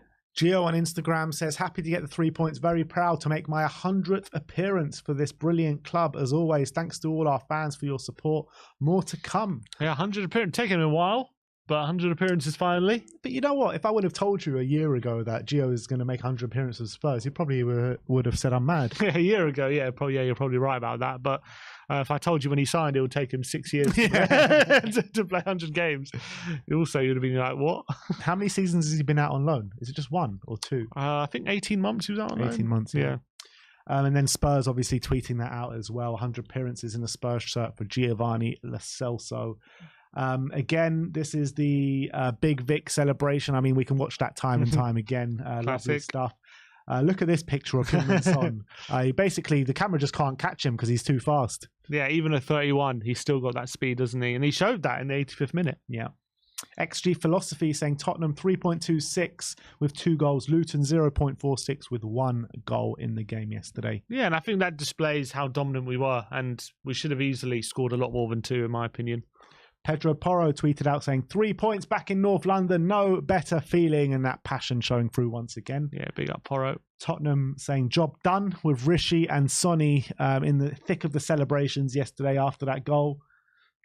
Great picture. Yeah, and Rishi, we didn't mention Rishi. He had a nice little cameo as well. Like, didn't do anything brilliantly when it comes to attacking wise, but just energy levels, wasn't it? Holding the ball up, making Luton foul him and things like that, just getting the 3 points over the line. Yeah. Sung Mo Lee saying, am I the only one who thinks this is wrong, that the goal doesn't count? You're probably not the only one, but unfortunately, I don't think... When it happens to Spurs, it's wrong. For sure. Squawker saying, Tottenham have now 4 players with 7+ assists in the Premier League this season. Son with 8, Maddison, Porro and Brennan all with 7. No other side in the competition has more than 2. Really? Wow. That goes to show we're sharing it around a lot. Everyone's providing. I love that. That's 160 and counting. That's the image that we did bring to you before. And is that all we have today? That's all. Yeah, that is all we have to you today. So that is how the internet did react to the game. I feel that we might have... Yeah, we've got a members chat to Bobby K. Long time no see, my friend. He says, big up Ben, Sim and the chat. Come on, Bobby Hope K. everyone is well. And that brings an end to the stream for you guys today. Thank you, everyone, so much for joining us. Sorry for a few technical difficulties that we did have. But let's all end here and let's go cheer on Man City for later. Come on, City. Thank you, everyone, for joining us today. Like, subscribe, and comment. And as always, come on, you Spurs.